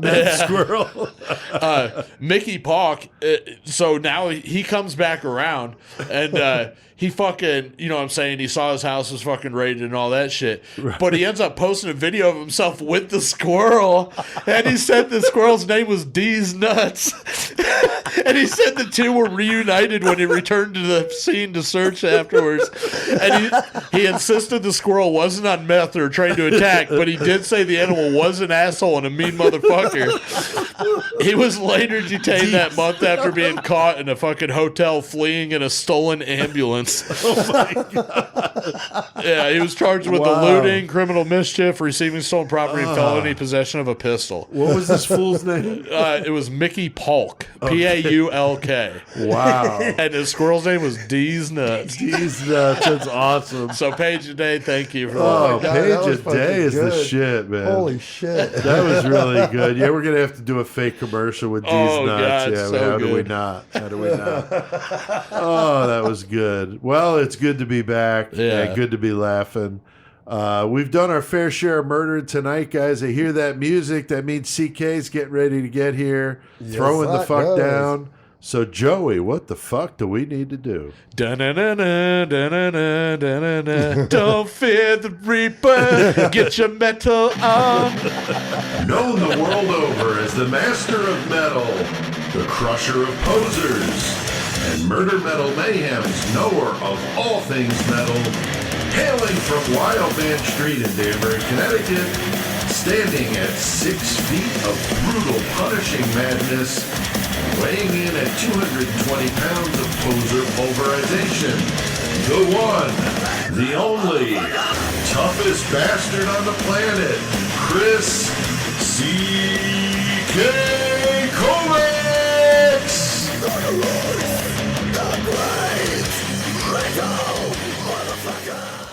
All right, there he is, the What great metal up, motherfucker. CK? What's up, dude? What's up? Hell yeah. I like Joey singing there. Little Blue Oyster Yeah, that was Cult.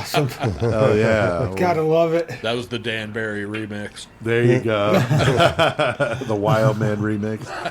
All right, CK. Well, good to have you on. And, of course, we're in the metal segment, which means we're going to be talking about some metal, or in this case, maybe some hard rock. But you got a good one for us tonight. We're talking about mysticism and these witch killer motherfuckers. So this is a good band to do in light of that. Exactly. So, who are you going to be talking definitely, about, dude? Now this band is like on the borderline of metal, hard rock.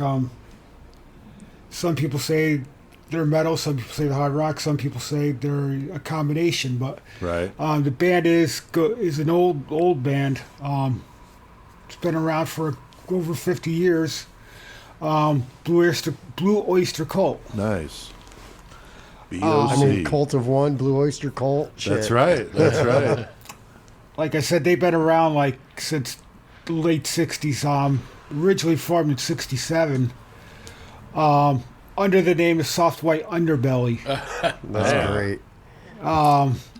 And after a couple of name changes, they finally came up with the band name Blue Oyster Cult. Now, I'm curious. Did Yeah, all where the did band they- choices have colors in them? Because Soft White Underbelly. And No. the end of it, Blue Oyster Cult. Yeah, does No, it have some no. kind of meaning or something? I always wondered where they came up with that name. It came from their manager, who also wrote some of their lyrics. It came from one of his poems Okay. that he wrote. So that's where they got it from. Okay. And a lot of drugs. Now, A lot of drugs. probably, yeah. Probably like a lot of psychedelics in the late 60s, oh, early yeah. I was 70s. born in 67, so that's as old as me, these motherfuckers are. Now going through list genres, they have listed genres. They've been known for hard rock, heavy metal, occult rock, progressive rock, psychedelic rock, and acid rock. Makes sense. So there's a combination. Cult rock. Yeah. And Witch a lot of the killing rock. lyrics deal with fantasy and stuff like that. So Right. kind of mixes into what you were talking about as far as witch killer Yeah. and all that. Again, they formed in like 67, 68. They've been through some band member changes, but for the most part, the core of the band for the most of the years was Donald Duck Dharma, Eric Bloom, Albert Burchard, Al Lanier, and Joe Bouchard. And the funny thing is, just so people know, Buck Dharma was who lived in Connecticut, did a lot of guitar lessons in the 80s and 90s. A lot of kids and bands around here actually took guitar lessons from him. Oh, that's cool. Now, weren't they? I was going to say, aren't they from New York? The band isn't based. They're from New York, correct? That's what I thought. So a lot of them have relocated to the Connecticut area. A lot of them in this area. That's cool. And they put out their first album in 1972, I think it was. And that was just labeled Blue Oyster Cult. It got it got some good reviews. Fan base was still small at that point. Not much headway as far as them becoming a commercial success. I mean, they had a couple tunes played on FM radio at the time. They came up with the next year in '73, Tyranny Mutation. Same thing, couple songs here and there hit radio. Nothing big. At this point, you could probably consider them a cult band. Right. They had some fans, but no major breakthrough at this point. And 1974 was the Secret Treaties album, which was funny because the first three albums, all the covers were black and white. So that period of the band, the 72 to 74, was named the black and white period because of the album covers. Right on. Now, the funny thing is, in 1975, they put out a live album, On Your Feet and On Your Knees. And the funny thing is, at that time of the 70s was when the live albums were hitting. Yeah. So that album kind of broke them through a little bit. At that time, you had Kiss Alive, Frampton Comes Alive, which wasn't metal, but was a live album. No, that was, like, and it was huge. All these live albums were like They came with samples of Tide in the mail, man.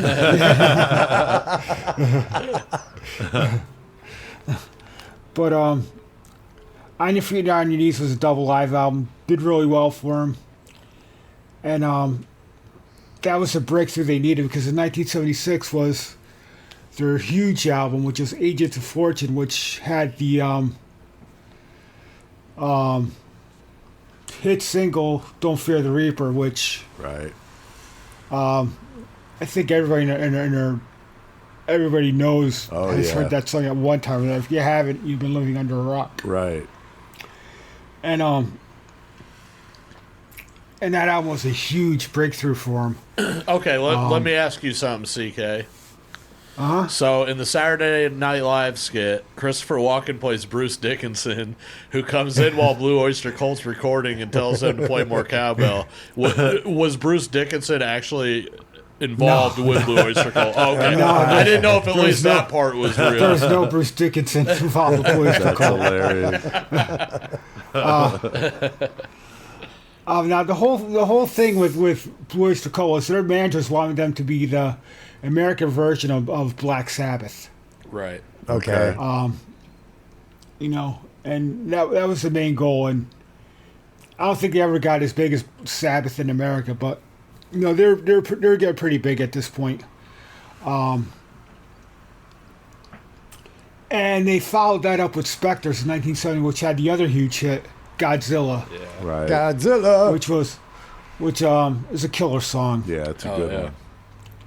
And again in 1978, they followed that up with another live album, Some Enchanted Evening, which only had 5 songs. So it was like kind of a quick release to tide people over to the next album, which was Mirrors.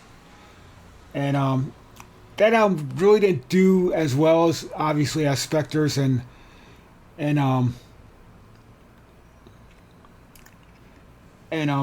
Agents of Fortune. And next year was Cultosaurus Erectus. And you got to remember at this time, they were coming out with an album almost every year at some point, including the live album. So every year there was an album coming out. They were skipping a year, so they were very productive at this point. Yeah. And obviously they're putting out live albums. They got to do live shows too. Right. You got to record something live. True. Right. And their live show, I mean, they were pretty big in like the whole visual aspects. They're like one of the first. They were one of the first band to feature lasers. Yeah. Laser beams.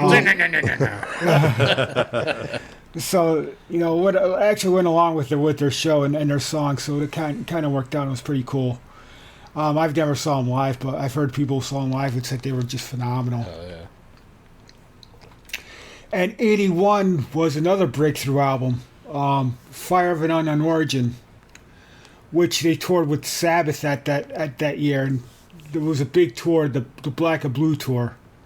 Nice. Sabbath was promoting Heaven and Hell, and Blue Oyster Cult was promoting Fire of an Unknown Origin. It was a huge tour. Yeah, that's sick. I remember I was definitely too young to go, but I remember people in school talking about how they were going and all that shit, and how I wish I was going, but too young. Right. But you said 81? 81. Yeah, I would have been 3. Fuck you. Yeah. And that had the huge hit "Burning for You," which was another hit. Oh, right. Huge hit. I smoked so much weed to that song when I was 16. Yeah. And that was pretty much, as far as the commercial success, that was it for them. I mean, they released other albums after that. They released another live album after Fire of Unknown Origin, ETI Extraterrestrial Live, which is one of the best live albums, I think. Phenomenal. Revolution by Night in 83, Club Ninja in 85, Imagios in 88, Heaven Forbid in 98,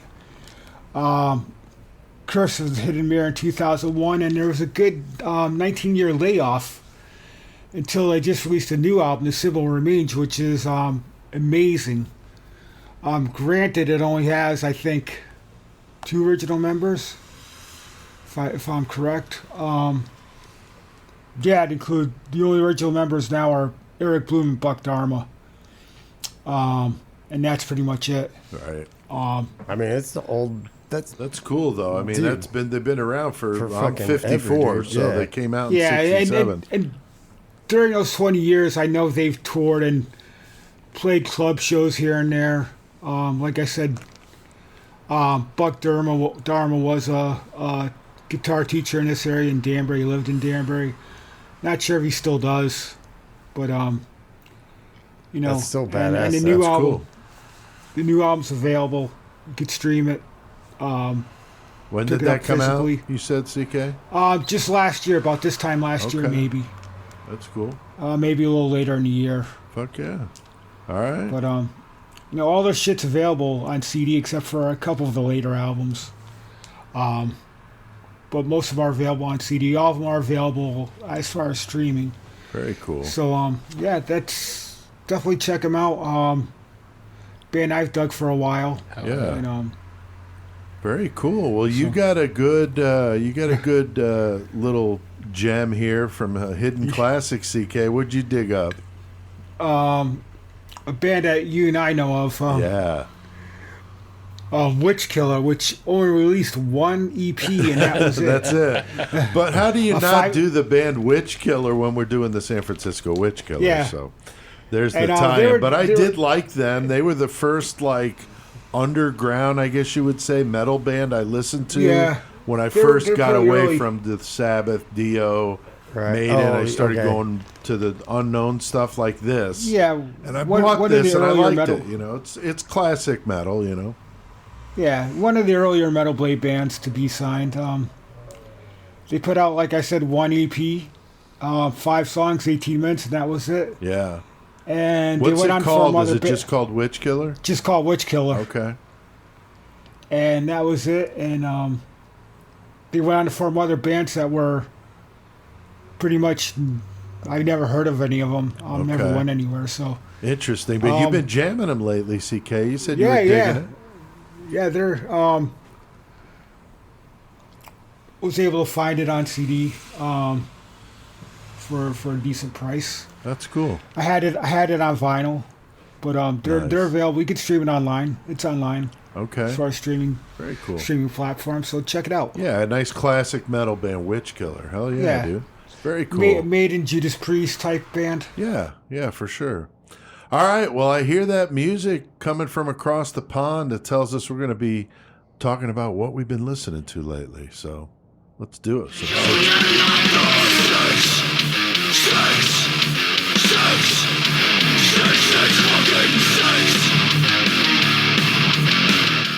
All right, right, 666, little onslaught there for us. This one we talk about what we've been listening to.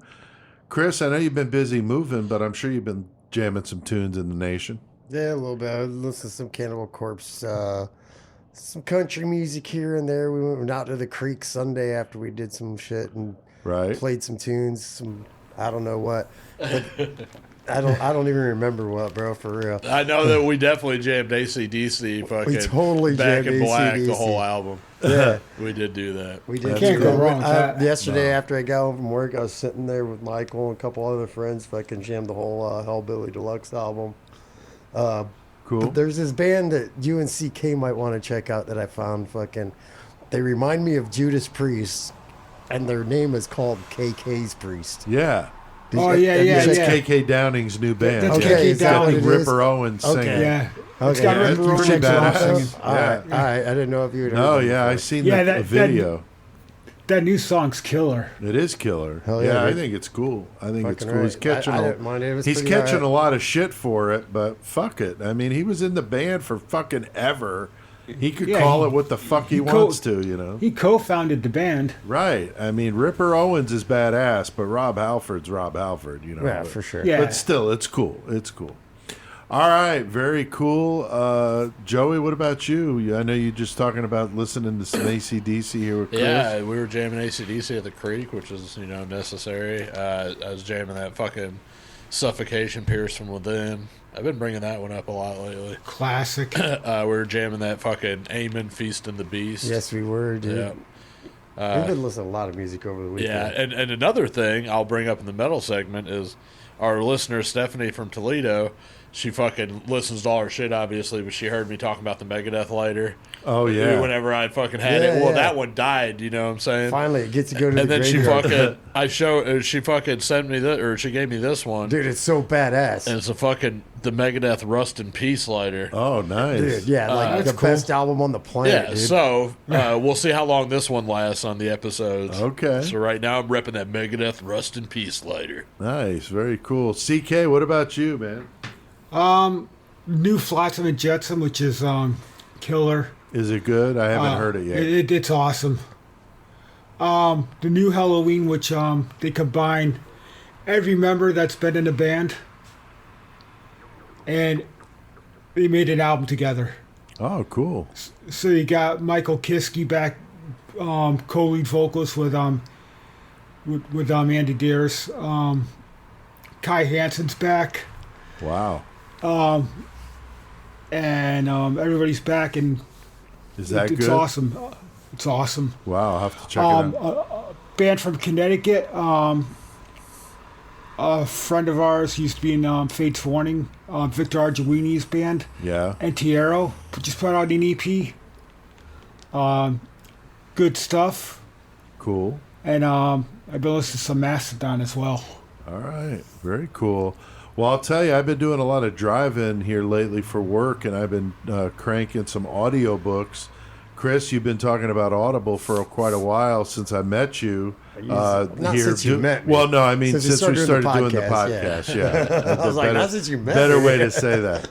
But because we've known each other for like more than 20 years. Over 20 years, yeah. But yeah, so anyway, I've been listening to audiobooks, and I could not resist the Clive Barker Books of Blood, which are some amazing short stories, and it was very cool. I listened to that. I listened to The Hellbound Heart, which is, of course, his novella that became the Hellraiser first one. And then listened to Cabal here, the last one I listened to, which is, of course, the book that spawned Nightbreed. So been on a Clive Barker binge lately, reading through the audiobooks, and I'm really liking it. And it's helping me as I'm doing my audiobook here to help me see how some other people are doing things. So that's what I've been listening to mostly. I have listened to a little Havoc lately, and I was listening to some Harlot, and of course in Malice's Wake, as I've been listening to some things that I might want to use, at least the In Malice's Wake stuff, for the end of the audiobook with the credits. So I've been jamming some of that stuff. So that's what I've been listening to. So Fucking right. Very, very cool. Hell yeah. The 666 Club, we talk about it a lot, but it is a fucking way you can support what we're doing here. Fucking right. Patreon, patreon.com/Murder Metal Mayhem. I'll link to it in the episode description. But only $3 a month. $3 is nothing, and you get all that bonus stuff. You get, extra episodes, full interviews, not just parts of them. The show a day early. The karaoke songs as soon as I record them. And I know here lately we haven't done a lot of the extra content because of some other commitments that we have outside of here. However, we'll be doing more of them. And we still have the Capone one that's exclusive for Patreon. So that's the things that you get when you join that 666 Club. Syphilis. And you get discounts on the merch, too. So that's an even better. Speaking of merch, we got those killer Jeff Gaither designed shirts, the zombie front, and then the Murder Metal Mayhem blood spatter zombie looking style dope as shit. on the back. And awesome shirts. Yeah, the shirts came out killer, and I'll link to that in the episode description. But if you want to get in on that, and I'm going to start posting on Facebook. I put up a thing with the our Murder Metal Mayhem activity book. I put that on Facebook over the weekend. I've had some orders for that, so thanks you guys that are doing that. Some stickers, combo, 3 stickers for $6.66. And these are the cool die-cut stickers we got that are wicked from Stuck Up Sticker Company. And they look badass on cars. They really do. A lot of people have them on their cars. They really do. And the T-shirts, I'm going to start doing a deal with those on there. So keep your eye out if you follow us there on Facebook. But if not, like I said, link in the episode description. You can order one yourself. Oh, and you know what? Because I just thought about it, but I was having a conversation with somebody the other day. We were talking about the merchandise we got. Right. They're like, man, I want a button or pin. And as a matter of fact, I have a button press, and I've got fucking all the fucking stuff to do it. Yeah, and I just need to do some, so I'm going to do some Murder Metal Mayhem pens. So pretty soon. That'd be awesome. So we'll have those pretty soon, too. That's awesome. Fuck yeah. Very, very cool. All right. Well, I think we've done our fair share of metal tonight. So, CK, you tell us what the fuck we got to do now. We have to get our mayhem on, motherfuckers. Do a Suzanne Bear, Carson.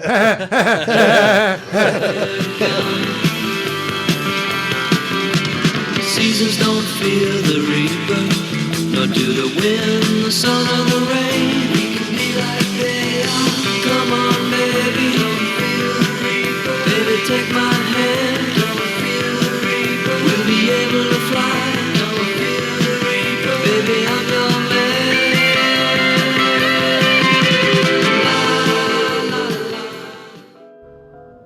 Oh, hi. I'm known as the Weepy Voice Killer. Oh, as you can imagine, I've been picked on my whole life because of my voice. Oh, it was not fun, believe me. Oh.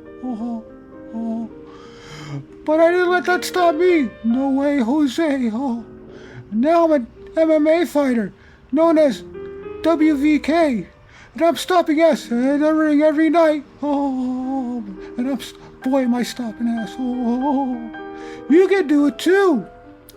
Let my motivational speeches help you come out of your shell too. Oh, all you gotta do is call me at 1-800-WEEPY-NO-MORE, and let's turn the tables around today. Oh, if you mention WVK when you call, we'll send you 2 of my motivational CDs for the price of 1. Oh, you can't beat it. If you don't buy them, I'm going to have to kick your ass. Oh, thank you. Oh my God. Weepy voice, motivational. Wow. So fucking hilarious. Oh my God. It's so fucking ridiculous. Every time it's just like you think you've had enough, and he just goes, oh, again. You're like, oh my God. And of course, before that, the Blue Oyster Cult classic, Don't Fear the Reaper. But yeah, Weepy voice, that's just fucking good stuff. All right, Joey, we're in Mayhem now. You had a story you were going to tell. Yeah. But we didn't have time last episode we recorded, so we wanted to give you some time to talk about this. It's supposed to be a good one. This story's fucked. Yeah. So it's the one I'm thinking of. Oh, yeah. This is a fucking, like I said, I was going to go hard all fucking episode since we've been gone for a little bit. And it's been a classic fucking time here in the studio tonight, so I'm going to keep that going. No, Casper's got the whole party going tonight, dude. Yeah. So this Mayhem story is fucking about the time I was almost raped, I think. Maybe.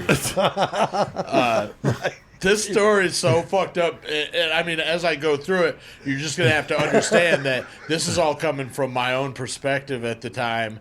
And I don't really know what's what and what's not. So anyway, I'm just going to go ahead and tell it as best as I can from my point of view. Okay.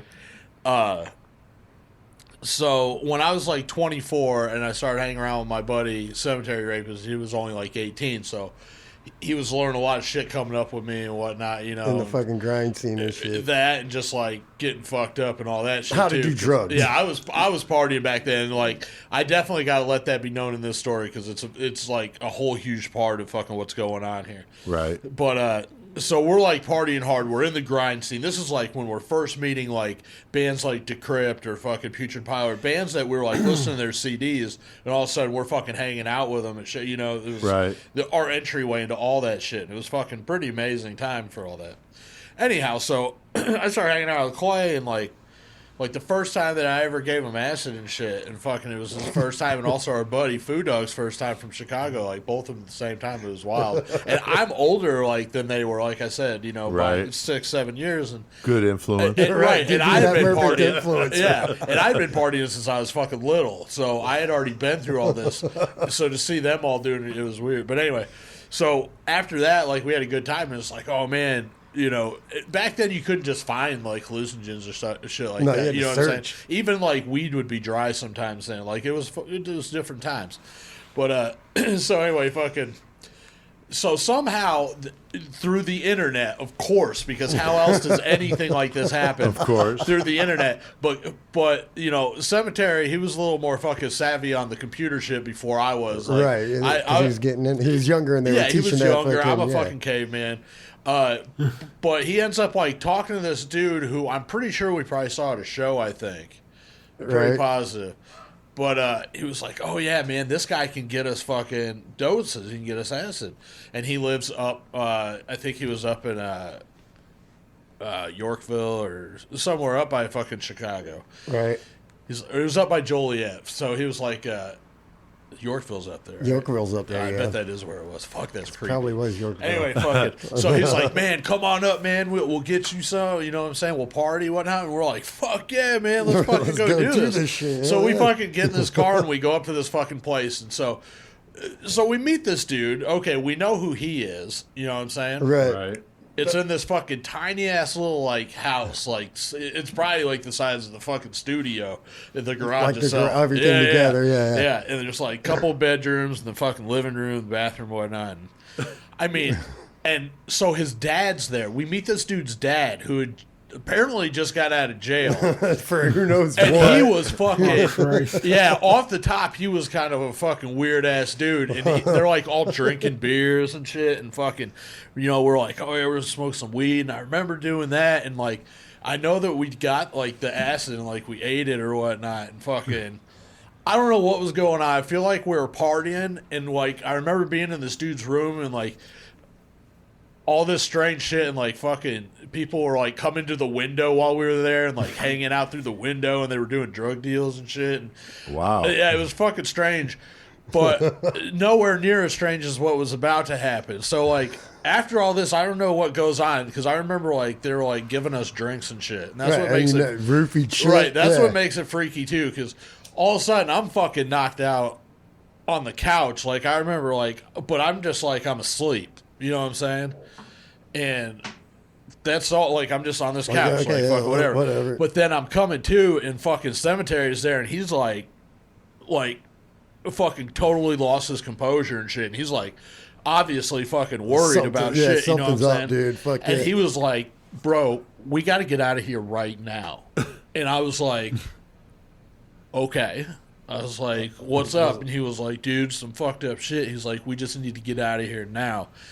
And I'm like, all right, man. That's I was down with it. Whatever. Like, okay, you just say we got to go. We got to fucking go, dude. Right. Hell yeah. Like, obviously, you're fucking worried about it. Now, at the same time, are you fucking tripping your balls off? Or are you fucking imagining shit? And you're also saying some shit happened. We got to go. Did you just kill somebody? And I'm fucking. So I remember, like, I wish he was here to tell it with me because, like, having his perspective too. Right. Like, that would be fun. But anyway, I remember, like, I had my CD book in there, which was my big one, Chris. I talk about. I know which one you're talking about. So I mean, I'm fucking in there, like, grabbing CDs, putting them away, fucking packing my shit. We go out to the fucking car and fucking I get in there and I'm all fucked up and shit, you know what I'm saying? We're just like, oh my God.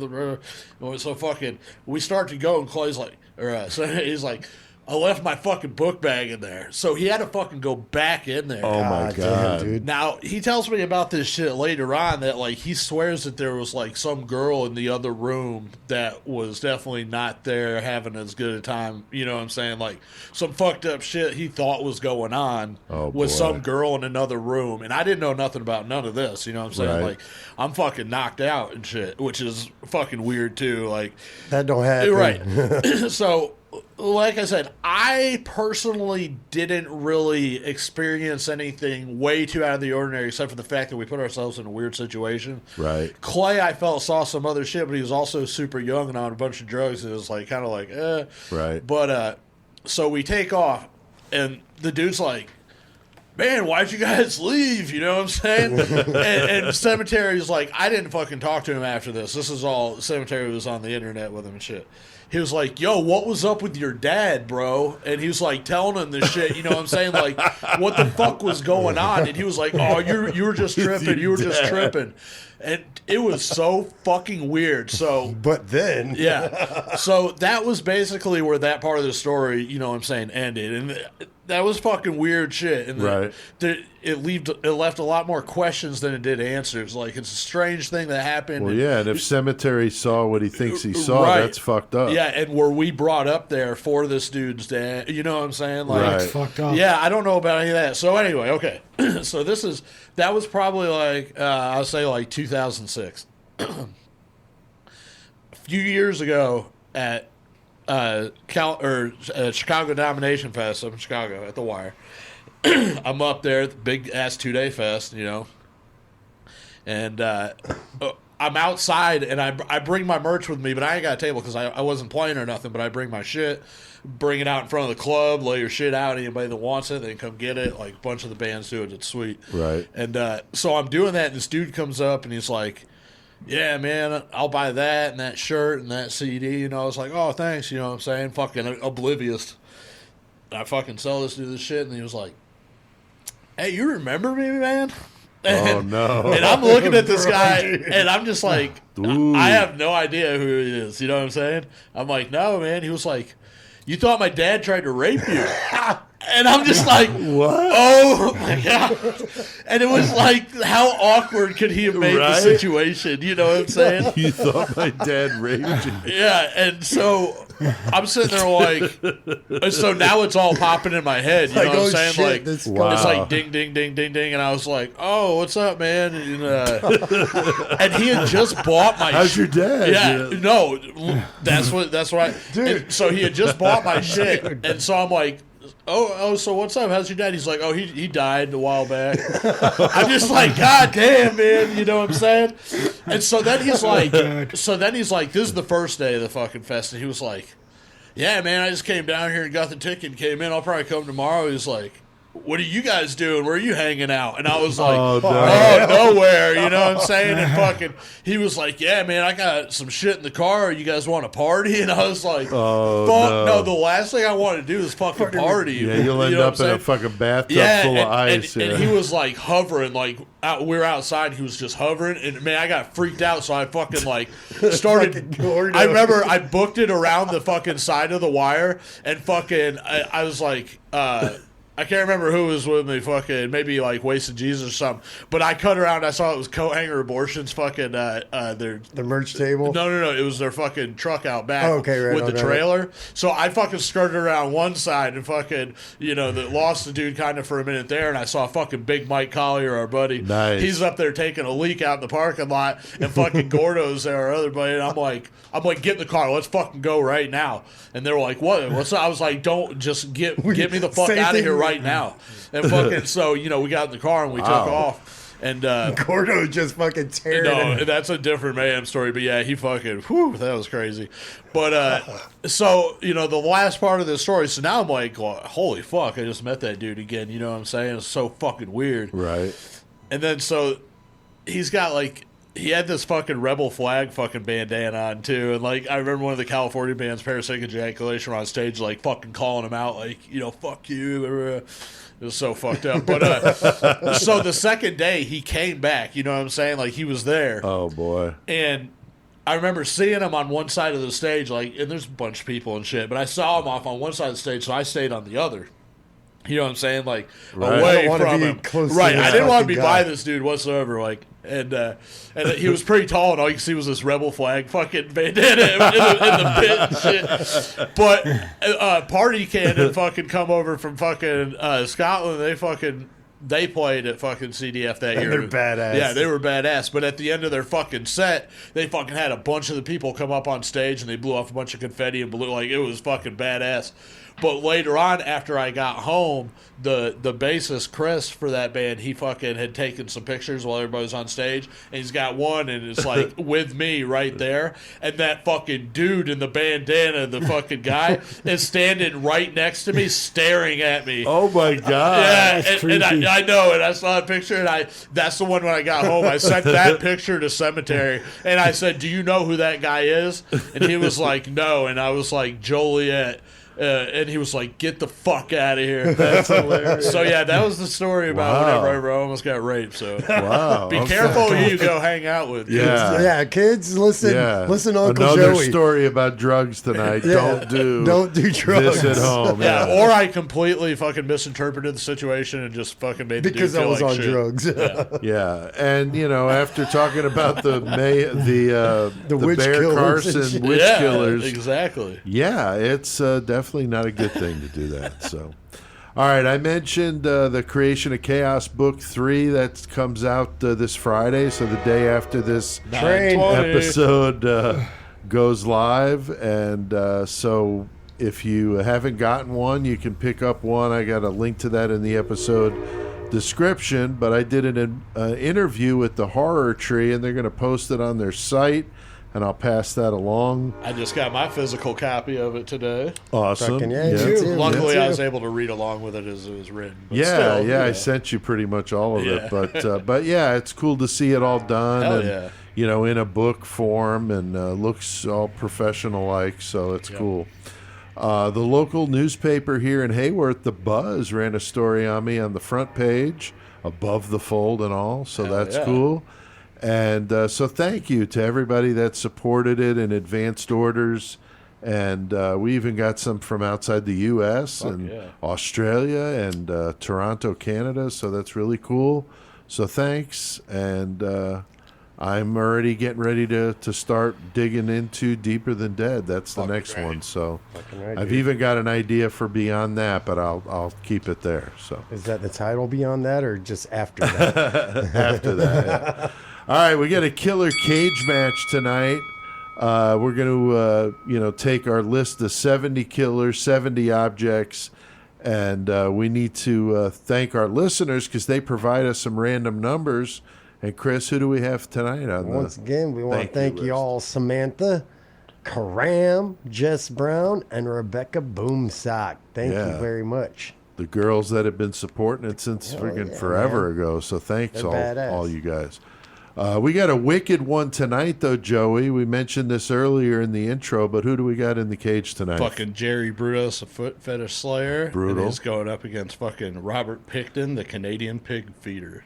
Pig farmer? Pig farmer. Pig feeder. Same thing. Feeder of hookers. Yeah. Pig feeder. Fed dead prostitutes to his pigs. So he was special. Vancouver, Canada.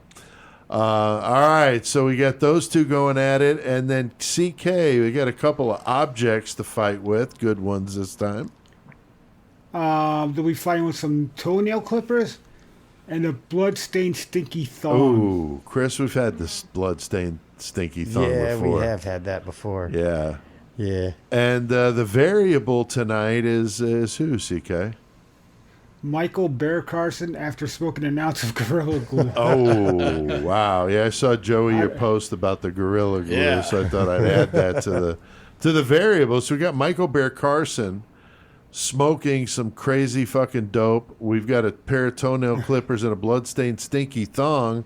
And we got Robert Picton, the stinky pig farmer gone hooker killer, and Jerry Brudos, the sick bastard who liked hanging women in his garage, Chris, and cutting parts off them. Yeah, he did like preserving them, and made a paperweight out of some titties, and best paperweights ever. Yeah, all that fun stuff. Exactly. So we got a good one tonight. Chris, what do you think, man? Basically, I'm gonna say that Pinkton's fucking just got going straight for the thong because it smells better than his entire house, even though it's stinky. He fucking That's true. It's gross in his house. And Brudos is going for the toenail clippers because the he's foot got thing? the foot thing. He's got to Right. make sure his shit's cool. Right. Michael Bear's probably just zoned out. I or don't think dead. Michael Bear's doing a fucking Yeah, he's thing in fucking here, man. gone. He's dead. I don't know who the fuck wins this one. I mean, physically, I don't know. Brudos is pretty Brudos is a big stout. old hoss. He's bigger. Yeah, Robert Picton, pretty skinny, but I mean, he was a pig farmer, so just because he's a little and skinny, don't mean he wasn't tough as fucking hell. Handling them damn hogs. Right? Right. So I don't know. CK, what do you think here, dude? I think Brutus is just gonna pull Pinkton by the throat and just start stabbing with the toenail clippers. Okay. Kick the little scraper out from underneath. I can't. Yeah. I could see Brudos getting a hold of that thong and fucking like tying it around Shove it fucking down his Picton's throat. neck as a Hang him fucking with that. garrote, you know? Yeah.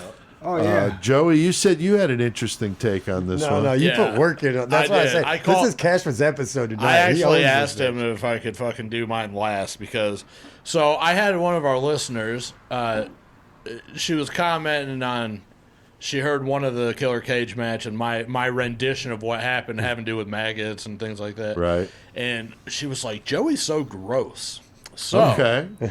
so in light of that, I thought, man, I should spice it up a little bit and like actually put a little more fucking work into this one. Okay. And then whenever I got the fucking picks that you had with Brudos and Picton, I said, this is fucking perfect. Right. So this one was a little more thought out, but this one goes out to you, loyal listener, Okay. who loves or hates whenever I keep it gross. We'll have to see what you think. Yeah. So, in my rendition, Robert Picton and Brudos, they're going to go different ways whenever the bell first rings. As Chris said, I agree. Picton's going to go for the thong and Brudos for the clippers. Now, whenever Picton grabs that thong, though, he's going to start sucking onto it to decide what kind of blood's in it. He wants that cottage fucking blood from that cunt. Damn. And it's so fucking accurate on his fucking tongue. He just fucking loves it. And he's he's high on cunt blood, basically, and he's in hog heaven. Bitch be high on semen.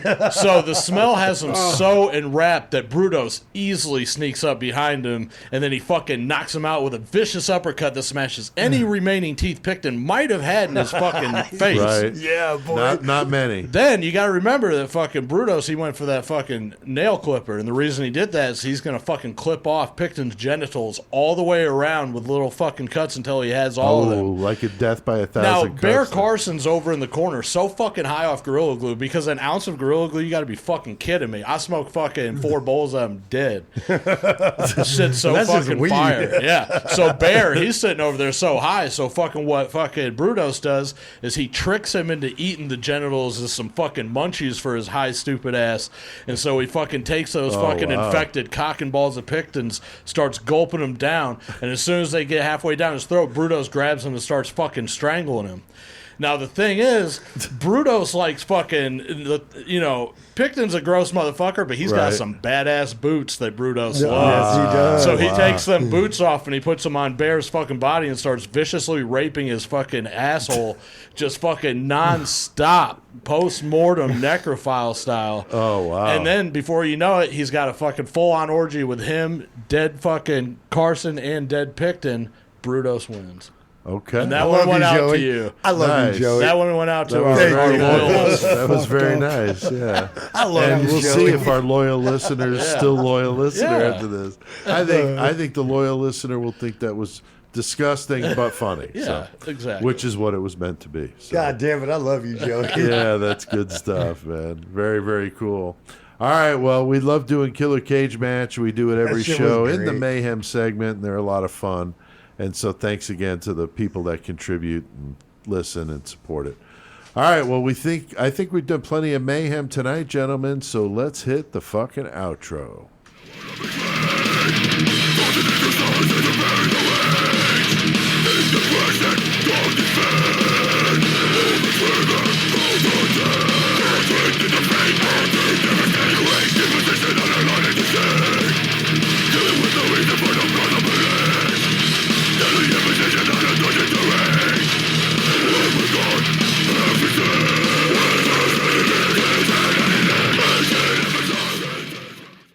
Chris, I had to play that for you. I love Deicide, dude. Hell yeah, Deicide. That's fucking nasty. In the Minds of Evil. So Jesus Christ, that was fucking brutal.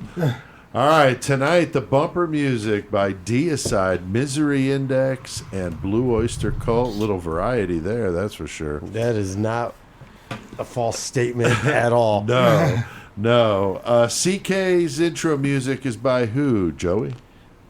Crysis. Fuck yeah, some Greek fucking metal. Or no, Spanish metal, right? Spanish. Yeah.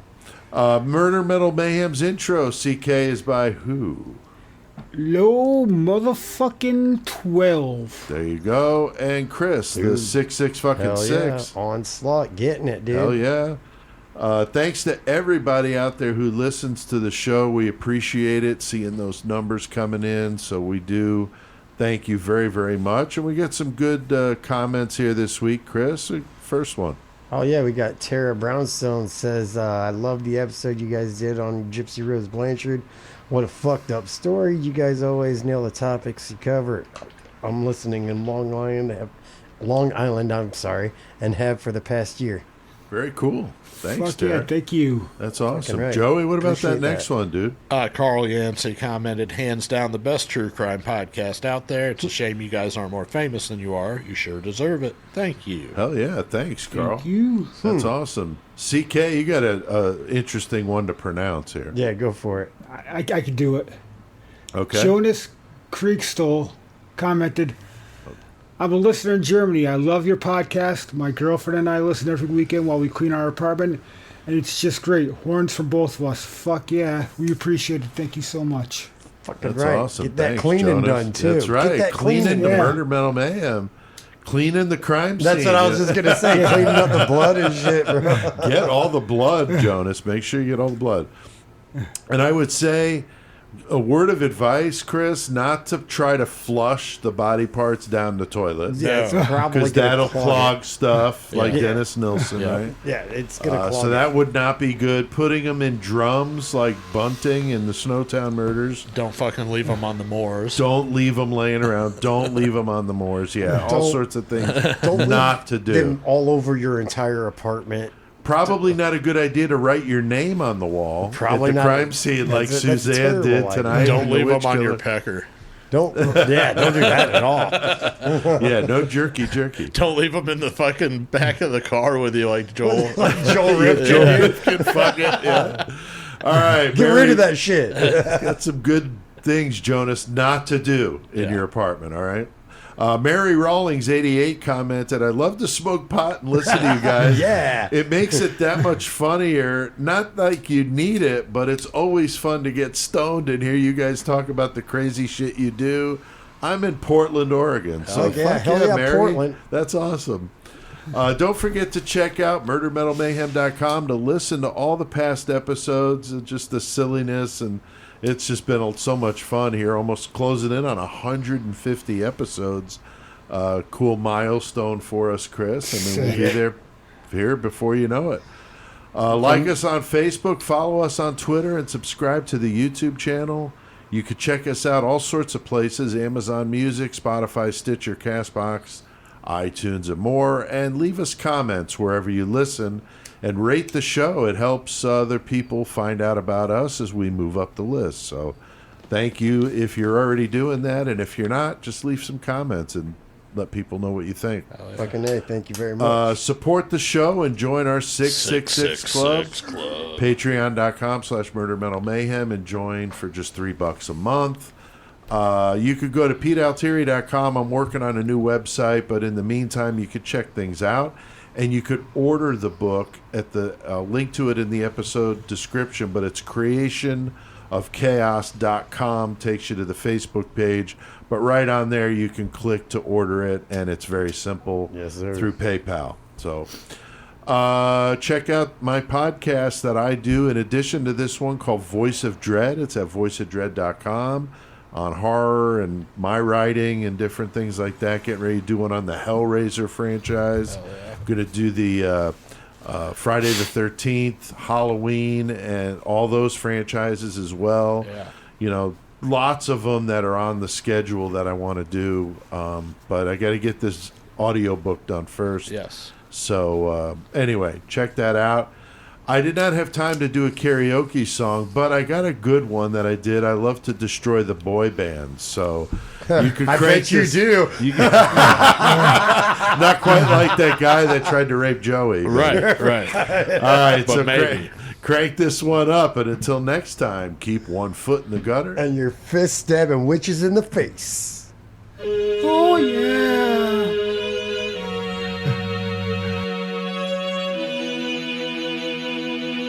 Hey, hey! Bye, bye, bye, bye, bye, bye, bye! Bye, bye, bye, bye! Oh, I'm doing this tonight! You're probably gonna start a fight! I know this can't be right! Hey, baby, come on! I loved you endlessly, and you weren't there for me, so it's time to leave and make it alone. I know that I can't take no more, it ain't no lie. I wanna see you out that door, baby, bye, bye, bye. Don't wanna be a fool for you, just another player in your game for two. You may hate me, but it ain't no lie, baby, bye, bye, bye. Don't really wanna make it tough, I just wanna tell you that I had enough. Might sound crazy, but it ain't no lie, baby, bye, bye, bye. Ow, ow, ow. Just hit me with the truth now, girl, you're more than welcome to. So give me one good reason, baby, come on. I live for you and me, and now I really come to see that life would be much better once you're gone. I know that I can't take no more, it ain't no fucking lie. I wanna see you out that door, baby, bye, bye, bye. Don't wanna be a fool for you, just another player in your game for two. You may hate me, but it ain't no lie, baby, bye, bye, bye. You really wanna make it tough, I just wanna tell you that I had enough. Might sound crazy, but it ain't no lie, baby, bye, bye, bye. Giving up, I know for sure. I don't wanna be the reason for your love no more. Bye bye. I'm checking out, I'm signing off. I don't wanna be the loser and I've had enough. I don't wanna be your fool in this game for two. So I'm leaving you behind. Bye bye. I don't wanna make it tough. Make it tough. I've had enough. And it ain't no lie, my baby. I don't wanna be a fool, just be a fool. Bye, bye, bye, bye. I don't wanna make it tough, but I've had enough. Ain't no lie, bye, bye, bye, bye, bye. Mother, man.